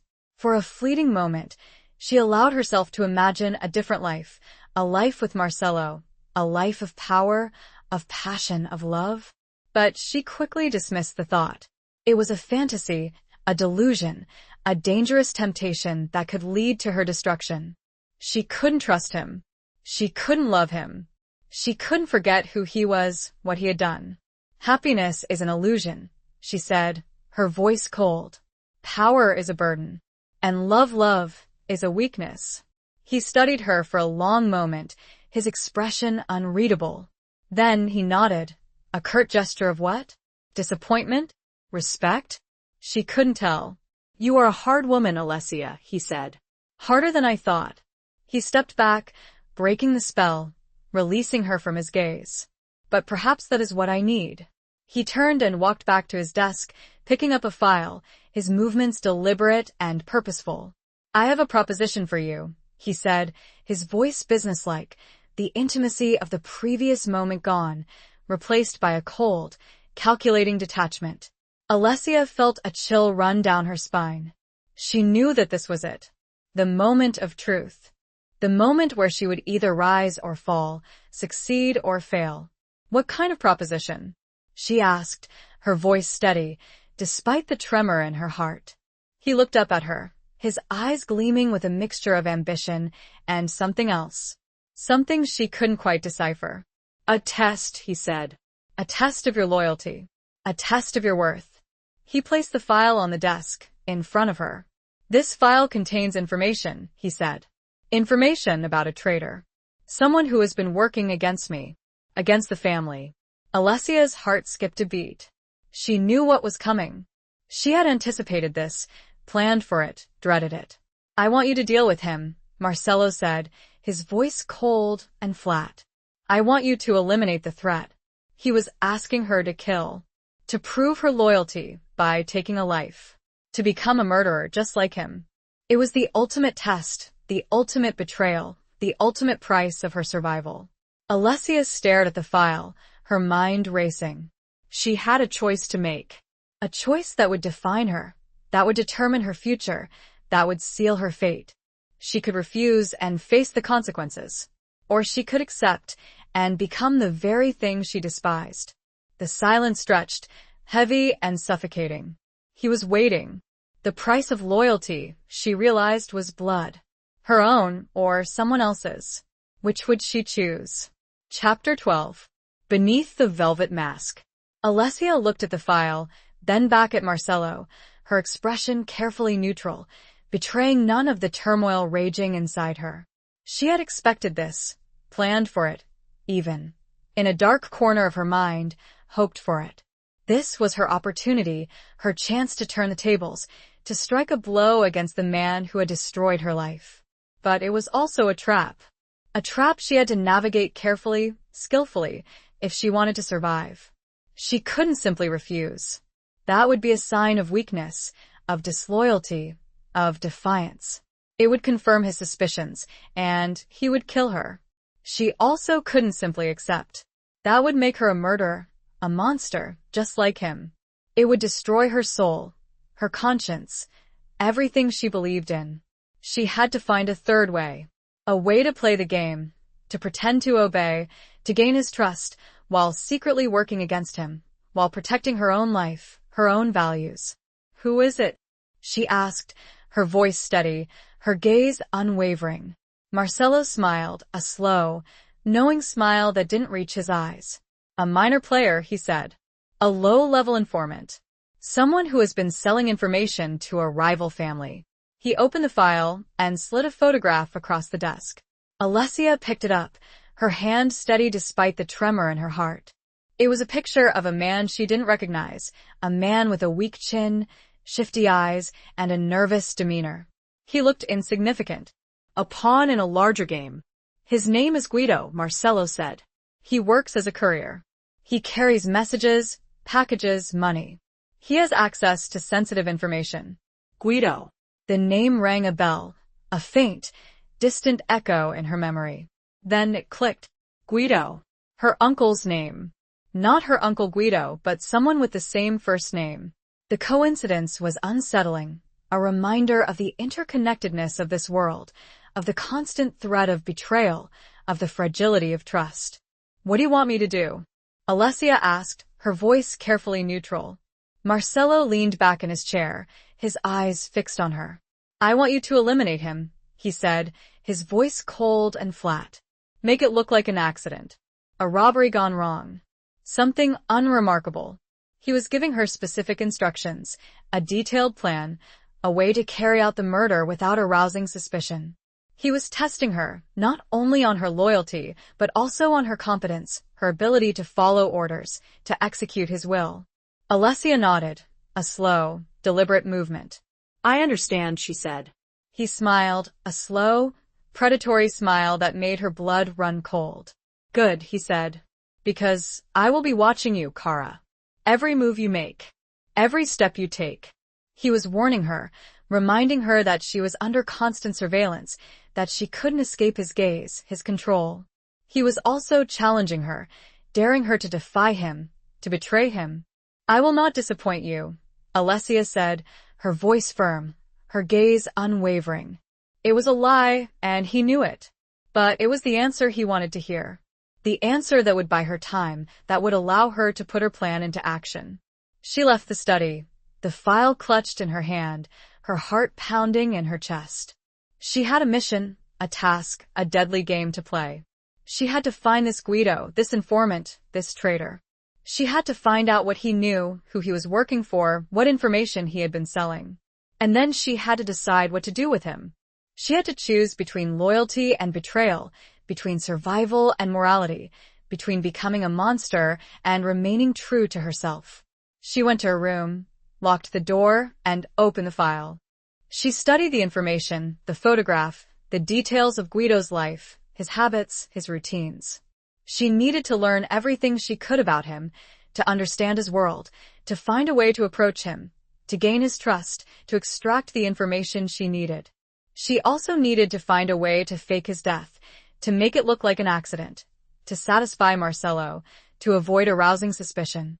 It was a complex, dangerous plan, a delicate balance between deception and reality, between life and death. As she pored over the file, she realized that beneath the velvet mask of civility, beneath the charm and the power and the wealth, the mafia world was a brutal, unforgiving place, where loyalty was a commodity, betrayal was a constant threat, and life was cheap. She was caught in the middle of it, a pawn in a deadly game, forced to play a role she hadn't chosen, forced to make choices she didn't want to make. She had to find her inner strength. She looked in the mirror again. The face looking back seemed stronger, older, harder, more determined. Tonight, she would become someone else. Someone capable of anything. The question that remained, could she ever become herself again after? Chapter 13. A glimmer of defiance. Alessia spent the next few days meticulously planning. She studied Guido's routine, his movements, his contacts. She discovered that he frequented a small, unassuming trattoria in a quiet neighborhood of Palermo, a place where he met with his contacts, exchanged information, and received his payments. It was the perfect place for an accident. She also spent time researching poisons, studying their effects, their dosages, their availability. She needed to find something that would be undetectable, something that would mimic a natural death, something that wouldn't arouse suspicion. It was a grim task, a dark and disturbing descent into the world of murder, but it was necessary. She had to be prepared, to be thorough, to be ruthless. She decided on a plan. She would approach Guido at the trattoria, posing as a disgruntled employee of a rival family, someone who was looking to switch allegiances, someone who was willing to offer him valuable information in exchange for a price. She would gain his trust, offer him a drink laced with the poison, and then disappear. It was a risky plan, a dangerous gamble, but it was the best she could come up with. It was a way to satisfy Marcelo, to avoid arousing his suspicion, while also, potentially, gaining valuable information about his enemies, about the network of informants and traitors that surrounded him. She also decided to confide in someone. She needed an ally, a confidant, someone she could trust, someone who could help her, someone who could watch her back. She thought of Isabella, the maid who had revealed Marcelo's involvement in her father's death. But Isabella was too vulnerable, too frightened, too easily intimidated. Then, she thought of Sophia, the stern, imposing housekeeper, the woman who had been with the Ricci family for many years, the woman who knew all the secrets, the woman who had welcomed her with cold, dismissive words. Sophia was a risk, a gamble, but she was also Alessia's best hope. Sophia had an air of quiet disapproval about her, a subtle disdain for the more brutal aspects of the family business. Alessia sensed, perhaps wrongly, a core of decency beneath the hardened exterior. Alessia approached Sophia cautiously, tentatively, one afternoon, while Marcelo was away on business. She found her in the kitchen, supervising the preparation of dinner, her sharp eyes missing nothing, her commands crisp and efficient. "Sophia," Alessia said, her voice low and hesitant. "I need to speak with you. Privately." Sophia looked at her, her expression unreadable, her gray eyes assessing her with a chilling thoroughness. "What is it, Signora?" she asked, her voice cold and formal. Alessia took a deep breath, steeling herself for what was to come. "It's about Marcelo," she said. "About his business. About a man named Guido." Sophia's expression didn't change, but Alessia saw a flicker of something in her eyes, a hint of curiosity. Concern? She couldn't tell. "What about him?" Sophia asked, her voice still cold, but with a subtle undercurrent of something else. Alessia explained her plan, her voice low and urgent, outlining the details of her encounter with Guido, the accident she was planning, the information she hoped to gain.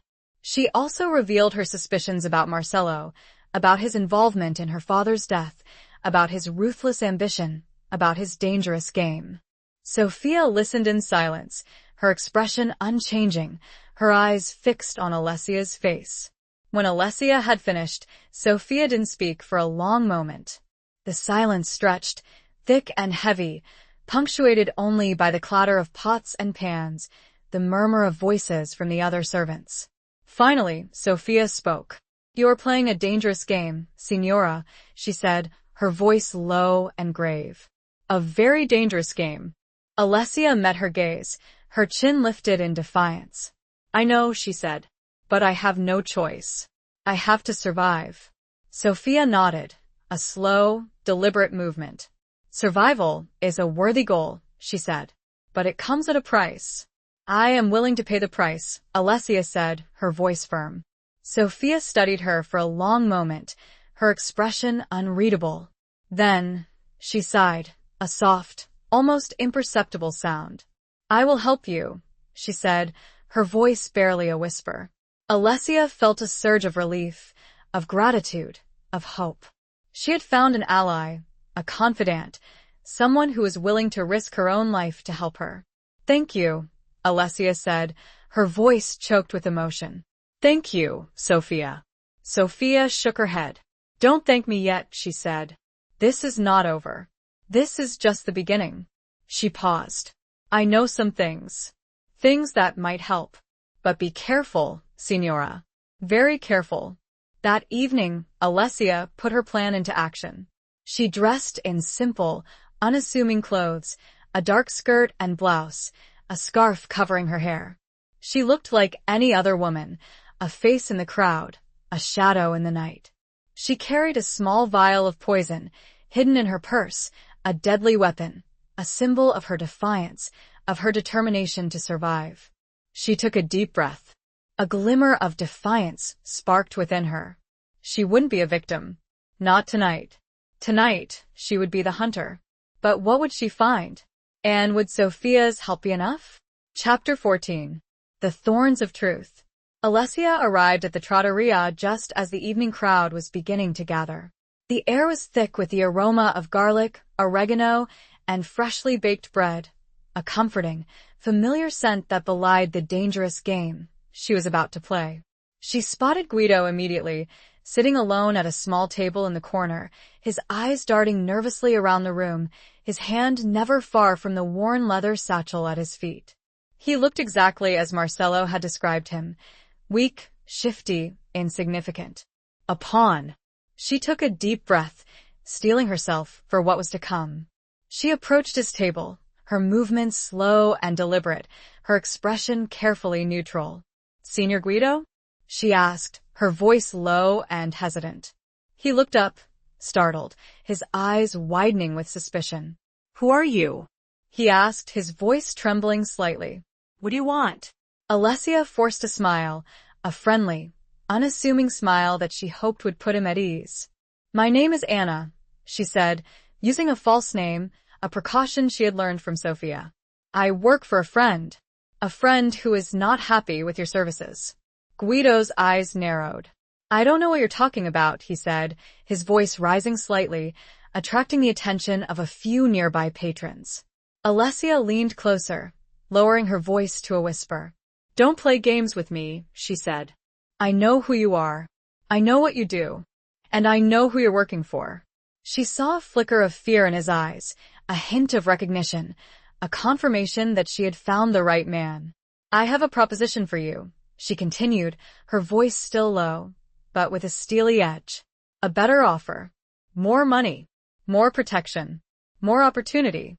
Guido hesitated, his eyes darting around the room, assessing her, weighing his options. He was clearly tempted, drawn in by the promise of greater rewards, of a safer, more secure position. "What kind of offer?" he asked, his voice barely a whisper. Alessia smiled, a slow, predatory smile that she had learned from Marcello. "A chance to switch sides," she said. "A chance to work for someone who appreciates your talents. Someone who will reward you handsomely." She reached into her purse, withdrawing a small, folded piece of paper. "This is a list," she said. "A list of names." Contact. Client. People who are unhappy with the current arrangement. People who are looking for a change. It was a bluff, of course. The paper was blank. But Guido didn't know that. He was too eager, too desperate, too greedy to see through her deception. He reached for the paper, his hand trembling slightly. Alessia held it just out of his reach. First, she said, "I need a drink. Something to celebrate our new partnership." She signaled to the waiter, ordering a bottle of wine, a local red, something strong, something that would mask the taste of the poison. When the wine arrived, she poured 2 glasses, her hand steady despite the tremor in her heart. She discreetly added the poison to Guido's glass, a few drops of colorless, odorless liquid that would seal his fate. "To our new venture," she said, raising her glass in a toast. Guido hesitated for a moment, his eyes searching her face, looking for any sign of deception, any hint of a trap. But Alessia met his gaze, her expression open, friendly, trustworthy. He smiled, a nervous, uncertain smile. "To our new venture," he repeated, raising his glass. He drank. Alessia watched him, her heart pounding in her chest, her stomach churning with a mixture of guilt and relief. She had done it. She had crossed the line. She had become a murderer. Or so she thought. Guido finished his wine, his expression unchanging. He didn't cough, didn't choke, didn't show any sign of distress. He simply sat there, staring at her, a strange look in his eyes. What was that?" he asked, his voice surprisingly calm, surprisingly steady. Alessia felt a surge of panic. Something was wrong. The poison hadn't worked. He was still alive. He was still himself. "What do you mean?" she asked, her voice trembling slightly, trying to maintain her composure, trying to figure out what had gone wrong. He smiled, a slow, knowing smile that made her blood run cold. "You think you're so clever," he said, his voice laced with a dark amusement. "You think you can fool me. You think you can kill me." He stood up, his movements surprisingly fluid, surprisingly strong. He was no longer the weak, shifty informant she had expected. He was something else. Something more. Who are you?" Alessia asked, her voice barely a whisper, her mind racing, trying to make sense of the situation. He leaned closer, his breath warm on her face. "I am your test, Alessia," he said, his voice a soft, menacing whisper. "And you have failed." He was one of Marcello's men. A plant. A decoy. The whole thing had been a setup, a carefully orchestrated trap designed to test her loyalty, her obedience, her willingness to kill. And she had fallen for it. But then he did something unexpected. He reached into his pocket and pulled out a small, folded piece of paper. The list. Her bluff. But it wasn't blank. It had names. Real names. And among them was her Uncle Guido's. And, shockingly, Marcello's. "Take it," he said, his voice low. "And get out of here. Before he finds out." Alessia stared at him, stunned, confused, her mind reeling. He was helping her? Why? What was going on? She took the list. He turned to leave, then paused, glancing back at her. "Some of us," he murmured, "have our own loyalties." He was gone, melting into the crowd, leaving Alessia with more questions than answers, and a list that could either save her or destroy them all. What game was this? And who, truly, held the power? Chapter 15. Broken Vows, Hidden Fears. Alessia fled the trattoria, her heart pounding, her mind racing. She didn't know what to believe, who to trust, what to do. The encounter with Guido had shattered her assumptions, her plans, her carefully constructed world. He was supposed to be a victim, a pawn, a means to an end. Instead, he had turned the tables, revealed himself as a player, a manipulator, a messenger of what? Hope? Betrayal? She didn't know. The list. The list was the key. It contained names, real names, names of people who were supposedly loyal to Marcello, but who were secretly plotting against him, including, impossibly, Marcello himself. What did it mean? Was it a forgery? A trap? Or was it the truth? She needed to get back to the estate, to safety, to Sofia. She needed to analyze the list, to decipher its meaning, to figure out her next move. But she also needed to be careful. Marcelo would be expecting her, waiting for her, watching her. He would know that she had met with Guido, that she had failed to kill him, that she had, in his eyes, betrayed him. She hailed a taxi, giving the driver the address of the estate, her hands trembling, her eyes darting nervously around the streets, expecting to see Marcelo's men, his guards, his spies, at any moment. The drive seemed to take forever, each minute an eternity. She clutched the list in her hand, the paper feeling like a burning coal, a dangerous secret that could either save her or destroy her. When she arrived at the estate, she paid the driver quickly, hurrying inside, her heart pounding in her chest. The house was quiet, seemingly deserted, the only sound the soft hum of the air conditioning, the distant murmur of voices from the kitchen. She went straight to her room, locking the door behind her, her hands shaking as she fumbled with the key. She needed to be alone, to think, to plan, to figure out what to do next. She opened the list, spreading it out on the bed, her eyes scanning the names, searching for clues, for connections, for patterns. There were dozens of names, some familiar, some not. Members of rival families, politicians, businessmen, even some of Marcelo's closest associates. And then, at the very bottom, in a different handwriting, almost as if it was added later, was Marcelo's name. Scrawled almost illegibly, in the same ink as the others, with the same strange, subtle slant as the others. She felt a chill run down her spine. What did it mean? Was Marcelo playing a double game, plotting against himself, creating a false trail of betrayal to what? Test her? Trap his enemies? She didn't know. She heard a noise outside her door, a soft knock, a familiar voice. Signora? It was Sophia. Alessia quickly hid the list under her pillow, her heart pounding in her chest. She opened the door, her expression carefully neutral, betraying none of the turmoil raging inside her. Sophia, she said, her voice steady, despite the tremor in her heart. What is it? Sophia entered the room, her expression grave, her eyes filled with concern. He knows, she said, her voice low and urgent. Marcelo knows. He knows you didn't kill Guido.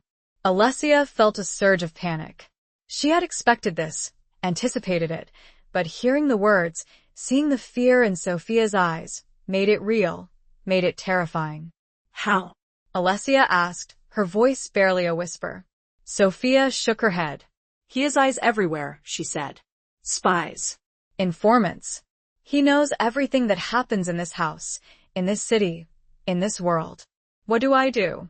Alessia asked, her voice desperate, her mind racing, trying to find a way out, a way to escape.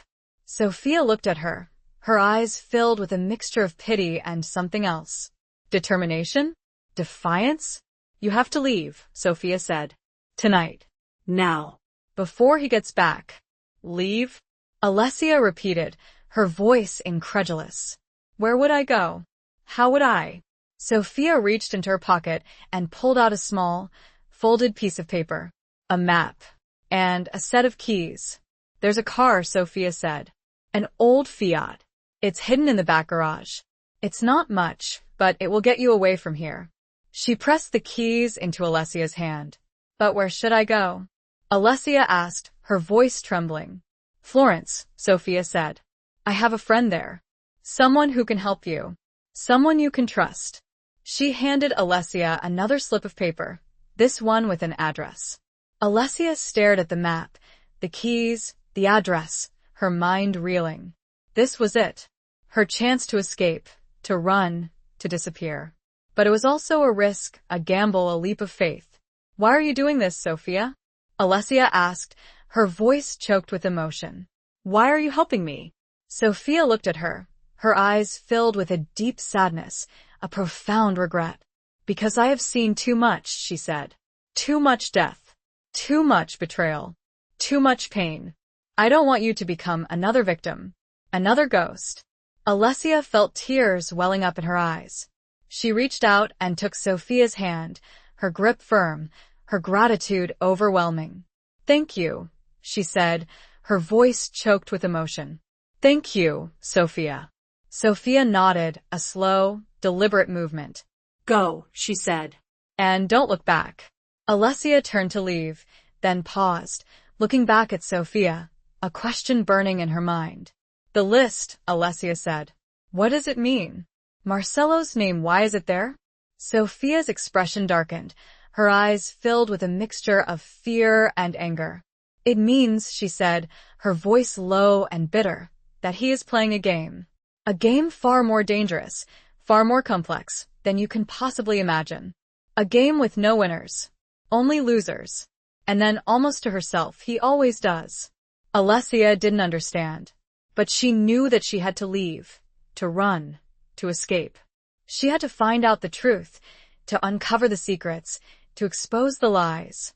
She had to fight. For herself, for her father, for her future. But as she slipped out the back door, into the darkness, she knew one thing for sure. Marcello's game was far from over. And she was now, more than ever, a player. But which side was she on? And who, truly, could she trust? The hidden fears she carried were now amplified, echoing in the night, a constant reminder of the precariousness of her freedom. Chapter 16. The Lion's Den. Florence was a world away from the oppressive atmosphere of the Ricci estate. The city throbbed with life, with art, with a vibrant energy that both invigorated and unsettled Alessia. She found the address Sophia had given her, a small, unassuming apartment above a bustling pasticceria, the air filled with the sweet aroma of pastries and freshly brewed coffee. The friend Sophia had mentioned was a woman named Emilia, a former associate of Sophia's from their younger days, before Sophia had entered the service of the Ricci family.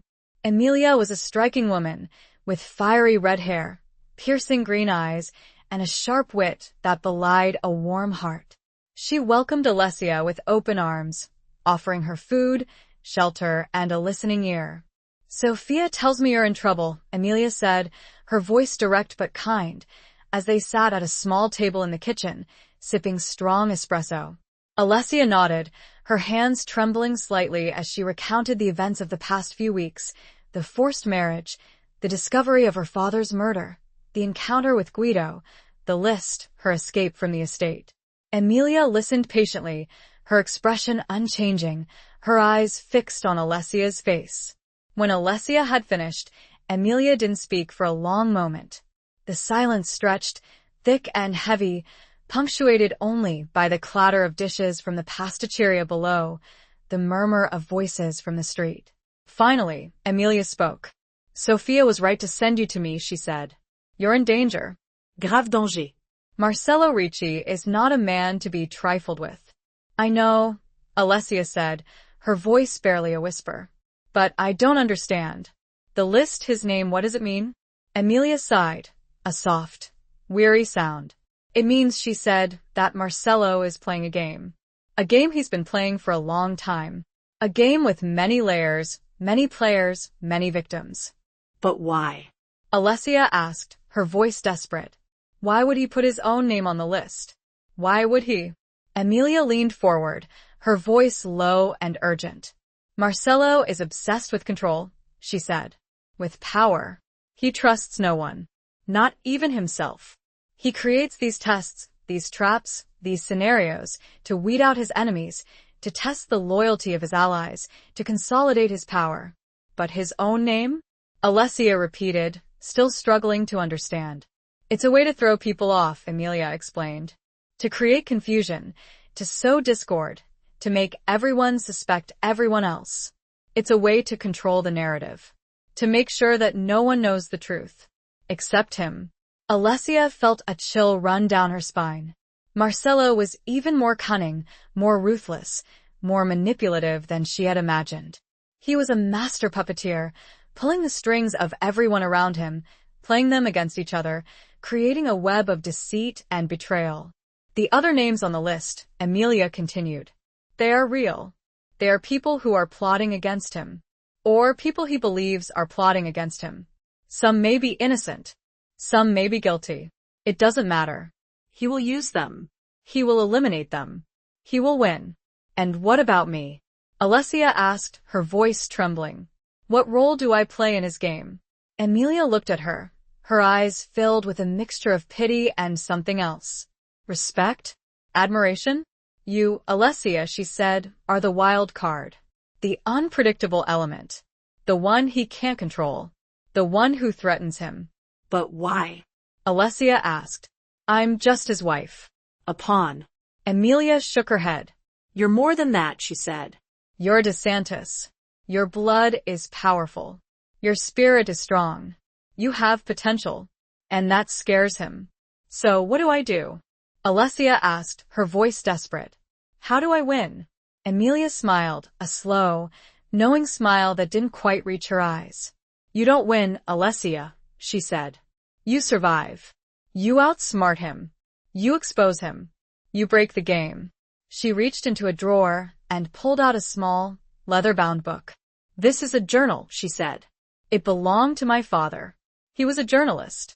He investigated the Ricci family. For years. He uncovered many secrets, many truths.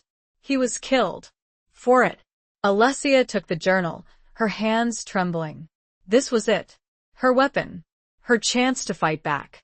Her chance to avenge her father, to expose Marcello, to break free from his control. Read it, Emilia said. Learn from it. Use it. But be careful, Alessia. Very careful. This is a lion's den. And you are prey. Alessia nodded, her heart pounding in her chest. She had a new mission, a new task, a new hope. But she also had a new fear, a new understanding of the danger she was in. She was walking into the lion's den, armed with a secret, a truth, a weapon that could destroy them all. But could she survive? Could she win?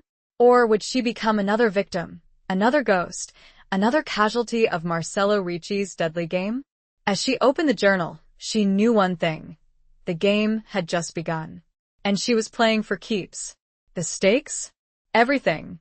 Chapter 17. A Requiem for Lost Dreams. Alessia spent days immersed in Emilia's father's journal.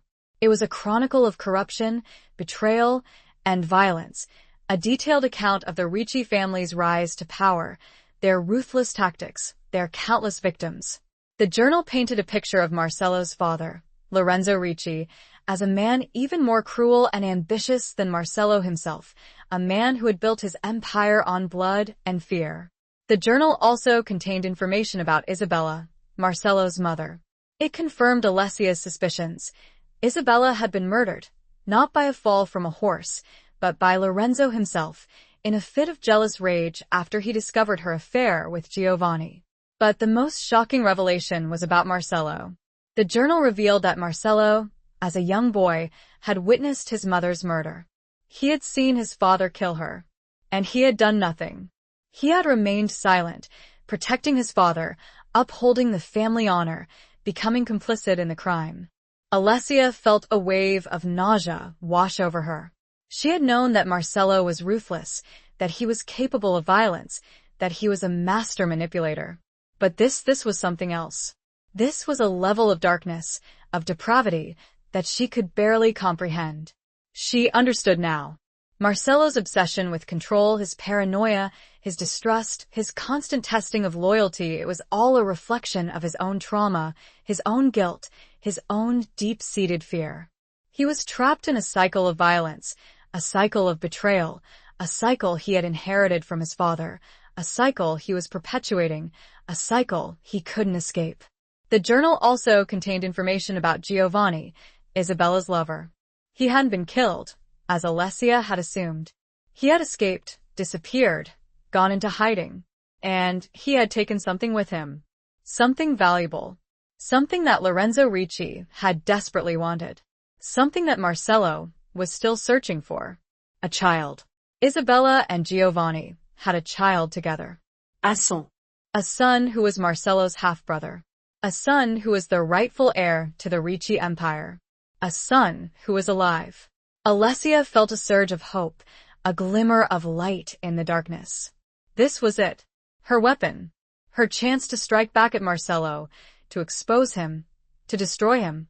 She had to find this son, this hidden heir, this living symbol of Marcello's betrayal, of his father's crime. She showed the journal to Emilia, sharing her discoveries, her theories, her plan. Emilia was skeptical, cautious, warning Alessia of the dangers involved, of the risks she was taking. "This is a dangerous path," Alessia, Emilia said. "A very dangerous path. Marcello will not hesitate to kill you, to kill anyone who gets in his way." "I know," Alessia said, her voice firm, her gaze unwavering. "But I have to do this. For my father. For Isabella. For myself." Emilia nodded, her eyes filled with a mixture of admiration and fear. "Then I will help you," she said. "I will do whatever I can." Together, they began to investigate, to follow the clues in the journal, to search for any trace of Giovanni, of his son, of the hidden heir. They discovered that Giovanni had changed his name, assumed a new identity, and fled to a small, remote village in the mountains of Tuscany. They also discovered that Giovanni had died several years ago of natural causes. But his son was still alive. He was living in the same village, working as a shepherd. A simple, unassuming life, far removed from the wealth and power of the Ricci Empire. Alessia and Emilia decided to travel to the village, to find the son, to meet him, to tell him the truth, to offer him their help, to bring him back to Florence. To what? Challenge Marcello? Claim his inheritance? Start a war? They didn't know. The journey was long and arduous, a winding drive through the rugged Tuscan countryside, the landscape a stark contrast to the urban sprawl of Florence, to the opulent villas of Rome and Sicily. The village, when they finally arrived, was a picture of rustic simplicity, a cluster of stone houses nestled in a valley, surrounded by rolling hills and grazing sheep. They found the son, the hidden heir, the man who could destroy Marcello Ricci. His name was Luca. He was a young man, perhaps in his late 20s, with dark hair, piercing blue eyes that reminded Alessia of Marcello, and a quiet, unassuming demeanor that belied a hidden strength, a quiet dignity. He was working in the fields, tending to his sheep, his movements slow and deliberate, his face weathered by the sun and wind. He looked peaceful, content, a world away from the violence and corruption of the mafia world. Alessia approached him cautiously, tentatively, her heart pounding in her chest.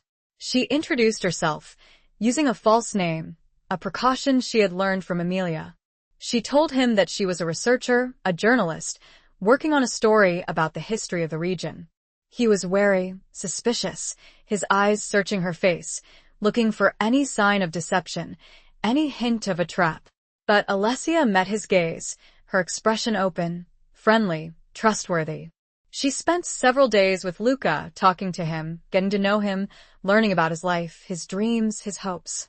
He was a kind, gentle soul, a man who valued honesty, integrity, and compassion. He was the antithesis of Marcello, the opposite of everything the Ricci family represented. He spoke of his father often, of his simple wisdom and kindness. He knew nothing of his true heritage. Alessia felt a growing sense of guilt, a profound sense of responsibility.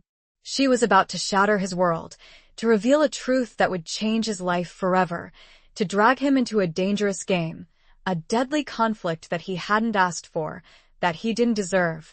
She had to tell him. She had to reveal the truth. But how? And when? And what would be the consequences? As she looked at him, at his peaceful face, at his kind eyes, she felt a pang of regret, a longing for a different life, a life of simplicity, of honesty, of love. A requiem for lost dreams, for a future that could never be. But she had a duty, a promise to keep, and she couldn't turn back. The truth, she knew, was a weapon, but it was also a burden, and she had to decide how to wield it. Chapter 18. The Unveiling of Secrets.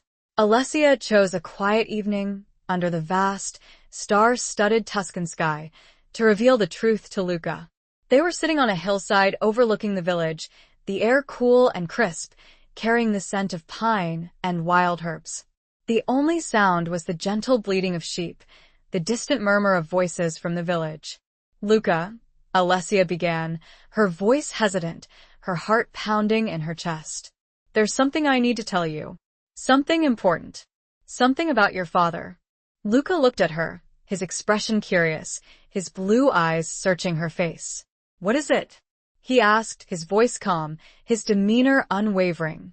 Alessia took a deep breath, steeling herself for what was to come. She told him everything. About her father, about Marcello, about Isabella, about Giovanni, about the Ricci family, about the journal, about the murder, about the hidden truth of his birthright. She told him about the violence, the corruption, the betrayal, the darkness that had consumed his family, the legacy of blood and fear that he had unknowingly inherited. She told him that he was not just a simple shepherd, but the son of Giovanni, the rightful heir to the Ricci Empire, the man who could challenge Marcello, the man who could destroy him. Luca listened in silence, his expression unchanging, his eyes fixed on Alessia's face. As she spoke, the color slowly drained from his face, leaving him pale, almost translucent, in the fading light. When she had finished, he didn't speak for a long moment. The silence stretched, thick and heavy, punctuated only by the sounds of the night, by the beating of their hearts. Finally he spoke. I don't believe you," he said, his voice barely a whisper, his eyes filled with disbelief, with shock, with fear. Alessia reached into her bag and pulled out the journal, Emilia's father's journal, the chronicle of the Ricci family's dark secrets. She handed it to him, her hand trembling slightly. "Read it," she said. "It's all in there. The truth. Your father's story. Your mother's story. Your story." Luca took the journal, his fingers brushing against hers, his touch sending a jolt of something unexpected through her. He opened it slowly, carefully, his eyes scanning the pages, the words, the evidence of his hidden past. He read for hours, his expression changing slowly, gradually, from disbelief to shock, from shock to anger, from anger to a deep, profound sadness. As he read, tears welled up in his eyes, streaming down his face, a silent testament to the pain, the loss, the betrayal he was discovering.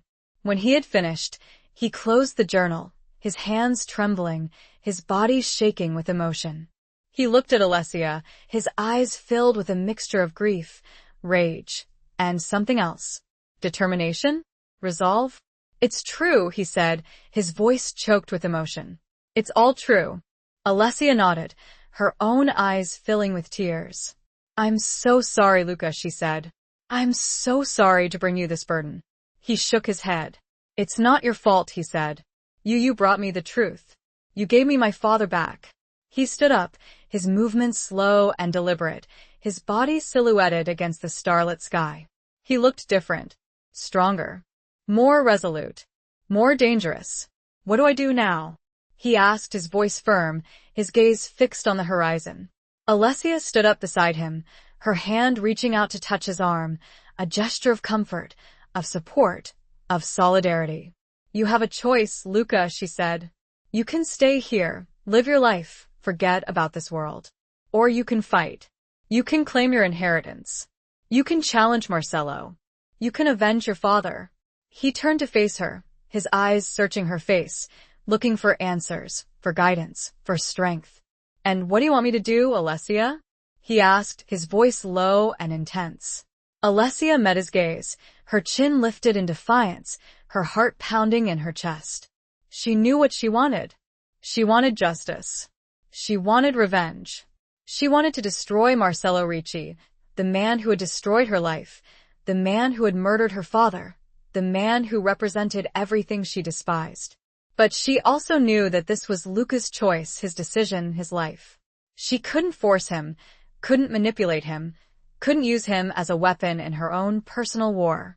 "I want you to do what's right, Luca," she said, her voice firm, her gaze unwavering. "What's right for you? What's right for your father?" He nodded, a slow, deliberate movement. "Then I will fight," he said, his voice filled with a newfound determination, a steely resolve that sent a shiver down Alessia's spine. "I will fight for my father. I will fight for my mother. I will fight for justice." He looked at Alessia, his eyes filled with gratitude, with respect, with something else. Something that made her heart skip a beat. Something that felt like hope. "And I will fight with you, Alessia," he said. Together. Alessia felt a surge of emotion, a mixture of fear and excitement, of dread and anticipation. She had found an ally, a partner, a friend. She had found a man who was willing to risk everything, to fight for what was right, to challenge the darkness, to win. But she also knew that this was just the beginning. The unveiling of secrets was just the first step. The real battle was yet to come. And it would be a battle to the death. A battle against Marcello Ricci. A battle for the soul of the Ricci family. A battle for the future. She had revealed the truth. But what would be the consequences? And who would survive? The night was filled with the promise of both vengeance and despair. And Alessia knew she had to prepare for both. Chapter 19. Flames of Rebellion. The return to Florence was fraught with tension. Alessia and Luca, now allies in a dangerous game, carefully planned their next move. They knew that Marcello would be searching for Alessia, that he would be furious, that he would stop at nothing to silence her, to eliminate the threat she posed. They decided to use the information in Emilia's father's journal to their advantage. The journal contained details of Marcello's illicit activities, his connections to corrupt politicians and businessmen, his involvement in various criminal enterprises. It was a treasure trove of evidence, enough to bring him down, to destroy his empire, to expose him to the authorities. But they also knew that they couldn't simply hand the journal over to the police. The mafia's influence extended far and wide, reaching into the highest echelons of law enforcement, of government, of society. They needed to find someone they could trust, someone with the power and the integrity to take on Marcello, someone who wouldn't be intimidated, someone who wouldn't be bought. Emilia suggested a contact, a former magistrate, a man named Giovanni Battista, who had a reputation for being incorruptible, a man who had dedicated his life to fighting organized crime, a man who had been forced into retirement after clashing with powerful figures in the government. They arranged a meeting, a clandestine rendezvous in a small, unassuming cafe on the outskirts of Florence. Giovanni Battista was an older man, with a stern face, piercing eyes, and a quiet, authoritative demeanor. He listened patiently as Alessia and Luca presented their case, outlining the evidence in the journal, revealing Marcello's crimes, exposing the truth about his father, about his mother, about his own brutal rise to power. Giovanni Battista was skeptical at first, cautious, questioning their motives, probing their evidence, testing their resolve. But as he listened, as he read the journal, as he saw the conviction in their eyes, he began to believe them. He saw the truth, the injustice, the opportunity to strike a blow against the mafia, to bring down one of its most powerful figures. "This is a dangerous game you're playing," he said, his voice grave, his eyes fixed on Alessia and Luca. "A very dangerous game. Marcello Ricci is a powerful enemy. He has friends in high places. He will not hesitate to eliminate you." "We know," Alessia said, her voice firm, her gaze unwavering. "But we're not afraid. We're ready to fight." Luca nodded, his expression resolute, his blue eyes gleaming with determination. "We have to do this," he said. "For our fathers. For justice. For the future." Giovanni Battista studied them for a long moment, his expression unreadable. Then he smiled, a slow, knowing smile that didn't quite reach his eyes. "Then I will help you," he said. "I will do whatever I can. But be warned," he continued, "this is not a fight we can win with brute force. Marcello has too much power, too many resources." "We understand," Alessia replied. "But he also has weaknesses. Secrets. Enemies. We need to exploit those." "Exactly," Giovanni Battista agreed. "We need to be smart, strategic. We need to use his own tactics against him." He paused, considering. "The list you mentioned, the one with Marcello's name on it, that could be our key. But what does it mean?" Luca asked, frustration evident in his voice. "Why would he put his own name on a list of his enemies?" "It's a distraction," Giovanni Battista explained. "A way to sow confusion, to make everyone suspect everyone else. But it's also a message to someone. Someone he trusts. Someone he's working with. Someone who understands the game." Alessia felt a chill run down her spine. She remembered Sophia's words, "He always does." Marcello was always playing a game with multiple layers, multiple players, multiple victims. "We need to find out who that someone is," Alessia said. Who is he communicating with? Who is his ally? "And we need to do it quickly," Giovanni Battista added. "Before he realizes we're onto him. Before he silences us." They began to investigate, to follow the leads in the journal, to track down the names on the list, to uncover the network of connections and betrayals that surrounded Marcello Ricci. They discovered that Marcello was involved in a complex scheme, a conspiracy that involved several prominent figures in the Italian government, in the business world, in the mafia itself. They also discovered that Marcello was planning something big, something explosive, something that would solidify his power, eliminate his enemies, and reshape the landscape of the Italian underworld. He was amassing weapons, recruiting soldiers, preparing for war. Alessia, Luca, and Giovanni Battista knew that they had to stop him. They had to expose him, to bring him down, to prevent the bloodshed, the chaos, the destruction he was planning. They decided to leak the information in the journal to the press, to a select group of journalists they knew they could trust, journalists who were not afraid of the mafia, journalists who were committed to exposing the truth. They also decided to contact the authorities, to a small, elite unit of anti-mafia investigators, a unit that was known for its integrity, its independence, its willingness to fight corruption. It was a risky plan, a dangerous gamble, but it was their only hope. They were igniting a fire, a flame of rebellion, a spark of defiance that could either consume them all, or illuminate the darkness, expose the truth, and bring down Marcello Ricci. As they prepared to launch their attack, Alessia felt a mixture of fear and excitement, of dread and anticipation. She was walking into the flames, armed with a secret, a truth, a weapon that could change everything. But she was not alone. She had Luca by her side, his strength, his courage, his unwavering belief in justice giving her strength. And she had Giovanni Battista, his wisdom, his experience, his unwavering commitment to truth guiding their path. This was the final confrontation, a battle for the soul of Italy, a battle against the darkness, a battle they had to win. The flames of rebellion were rising, and Alessia was ready to burn. But would she survive the inferno? Chapter 20. The final confrontation of hearts and loyalties. The leak of the journal to the press and the authorities had the desired effect. It created a firestorm of controversy, a wave of outrage, a demand for justice. The media went into a frenzy, exposing Marcello's crimes, revealing his connections, highlighting the corruption that had allowed him to flourish.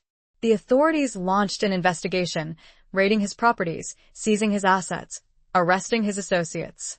Marcello Ricci, the untouchable Don, the master manipulator, the puppet master, was suddenly vulnerable, exposed, on the defensive.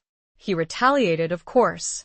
He used his influence, his connections, his money to try to suppress the story, to discredit the journalists, to intimidate the investigators. He threatened, he bribed, he killed. But it was too late. The truth was out. The tide had turned. The people were demanding justice. And Marcello Ricci was running out of time.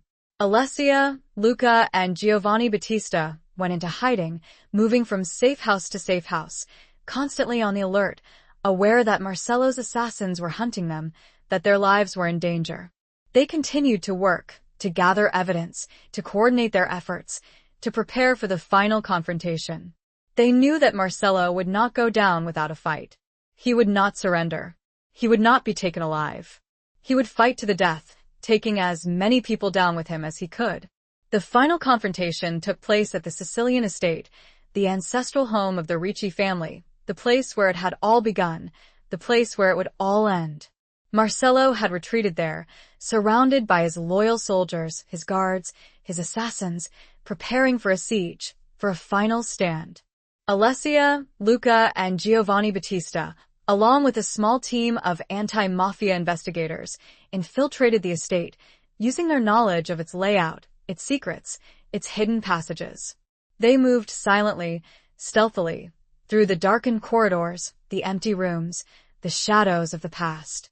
They found Marcello in his study, the same room where he had interrogated Alessia, where he had revealed his plans for her, where he had tested her loyalty, where he had tried to seduce her. He was sitting at his desk, a glass of wine in his hand, his expression calm, his eyes cold, his demeanor resigned. He was alone. Alessia stepped into the room, her gun drawn, her heart pounding in her chest. Luca was beside her, his own weapon ready, his expression resolute, his blue eyes filled with a mixture of anger and sadness. Giovanni Battista and the investigators remained outside, securing the perimeter, waiting for the signal. "It's over, Marcello," Alessia said, her voice firm, her gaze unwavering. Marcello looked up at her, his expression unchanging, his eyes fixed on her face. He smiled, a slow, knowing smile that didn't reach his eyes. "Is it Kara?" he asked, his voice a low rumble. "Or is it just beginning?" Alessia felt a chill run down her spine. She knew that he was right. This was not the end. It was just another turning point, another twist in the game, another trap. "You're finished, Marcello," Luca said, his voice filled with a quiet fury, his gaze fixed on the man who had murdered his mother, who had stolen his birthright, who had destroyed his life. "Your empire is crumbling. Your allies have deserted you. Your time is up." Marcello chuckled, a low, throaty sound that sent a shiver down Alessia's spine. "You think you've won, Bastardo?" he said, his voice laced with a dark amusement. "You think you know me? You think you understand the game?" He stood up, his movements slow and deliberate, his height and presence dominating the room. He walked towards them, his eyes never leaving Alessia's face. "You know nothing," he said, his voice a soft, menacing whisper. "You are pawns. Both of you. Pawns in a game that is far bigger, far more complex than you can possibly imagine." He stopped just inches away from Alessia, his breath warm on her face. He reached out and touched her cheek, his fingers tracing the line of her jaw. "I could have killed you, Alessia," he said, his voice a husky whisper. "Many times. But I didn't. Why do you think that is?" Alessia didn't answer. She couldn't. She didn't know. She had asked herself that question 1,000 times. Why had he spared her? Why had he married her? Why had he tested her? "Because I saw something in you," he said, his voice softening, almost a caress. "Something special. Something strong. Something like me." He leaned closer, his lips brushing against her ear. "I wanted you, Alessia," he whispered. "I wanted you to be my queen, my partner, my equal." It was a confession, a revelation, a final, desperate attempt to seduce her, to win her over, to break her. But it was also a lie he had told himself, a lie he had almost believed, a lie that had been shattered by the truth, by the betrayal, by the game. Alessia felt a surge of anger, of disgust, of pity.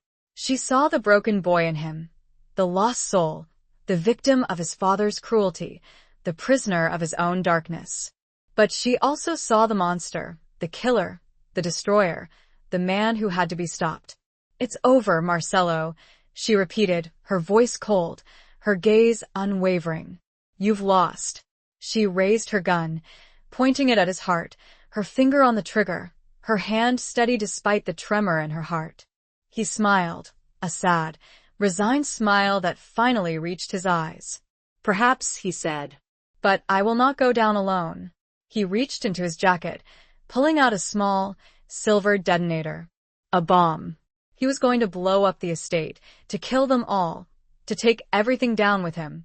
Luca reacted instantly, lunging forward, tackling Marcello to the ground, wrestling with him for the detonator.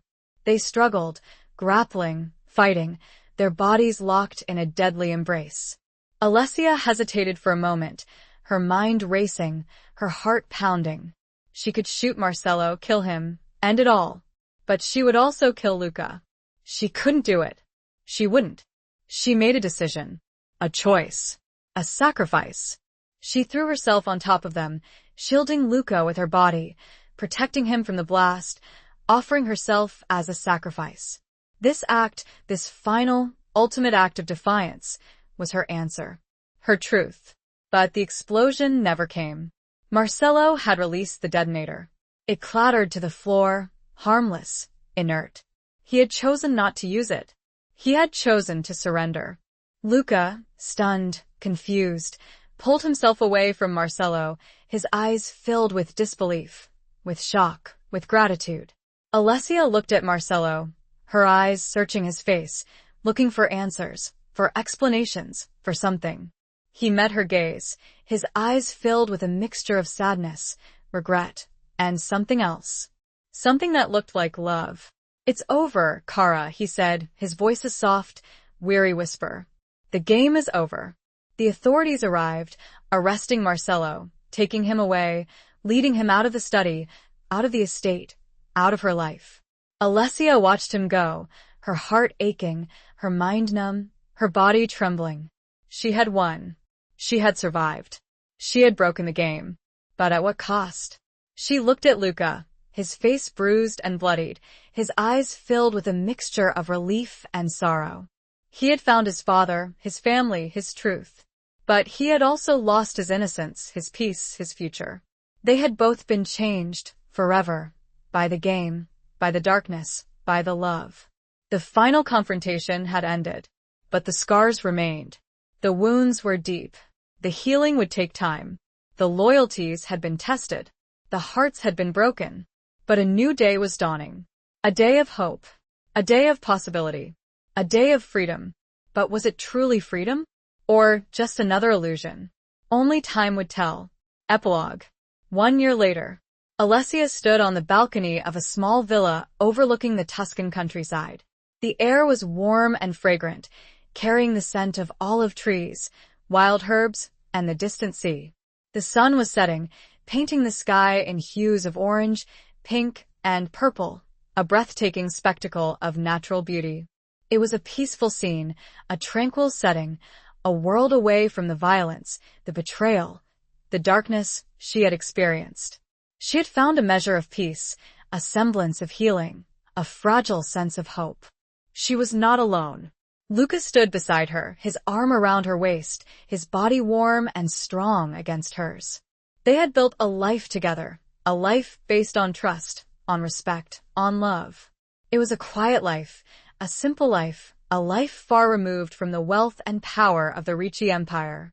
They had used the information in Emilia's father's journal, along with Giovanni Battista's help, to expose Marcello's crimes, to bring down his network of corruption, to dismantle his empire.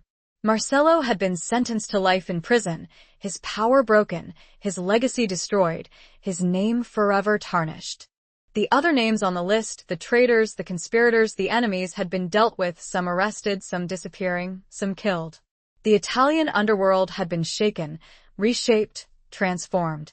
A new order had emerged, a new balance of power, a new game. But Alessia and Luca were no longer players. They had left that world behind, choosing a different path, a different future, a different destiny. Luca had taken his father's name, Giovanni, honoring his memory, reclaiming his heritage, embracing his identity. He had used his inheritance, not to rebuild the Ricci Empire, but to help the people of the village, to support the local community, to create a better future for those who had been exploited, marginalized, forgotten. Alessia had taken Luca's last name, becoming Signora Giovanni. She had shed the burden of her past, the weight of her family name, the darkness of her forced marriage. She had found a new identity, a new purpose, a new love. They had not forgotten the past. They carried the scars, the wounds, the memories of the violence, the betrayal, the loss. But they had learned from it, grown from it, transformed it into something positive.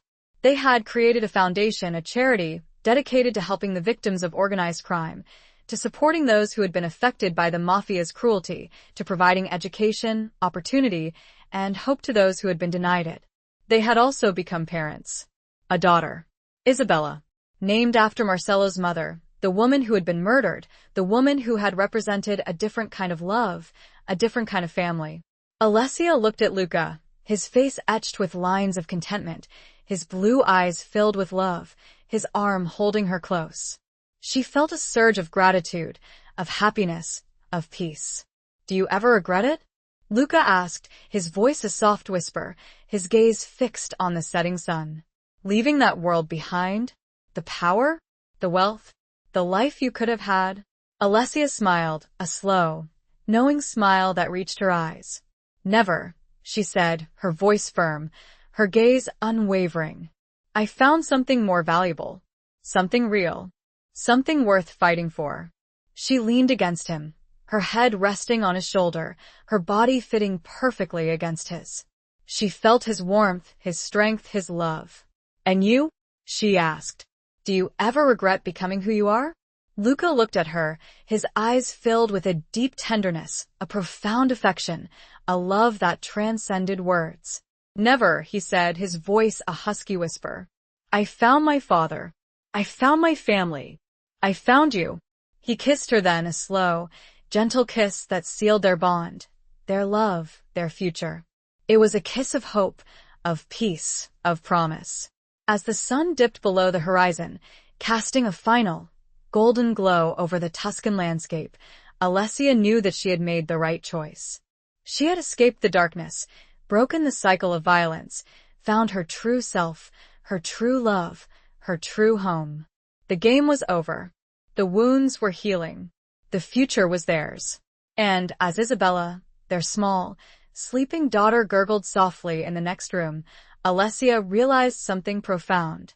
She was finally free. Truly free. And the freedom tasted sweeter than she had ever imagined. The scent of the Tuscan night air filled her lungs, a promise of a new beginning, of a life lived on her own terms. The end had come, but it was also a beginning. The end.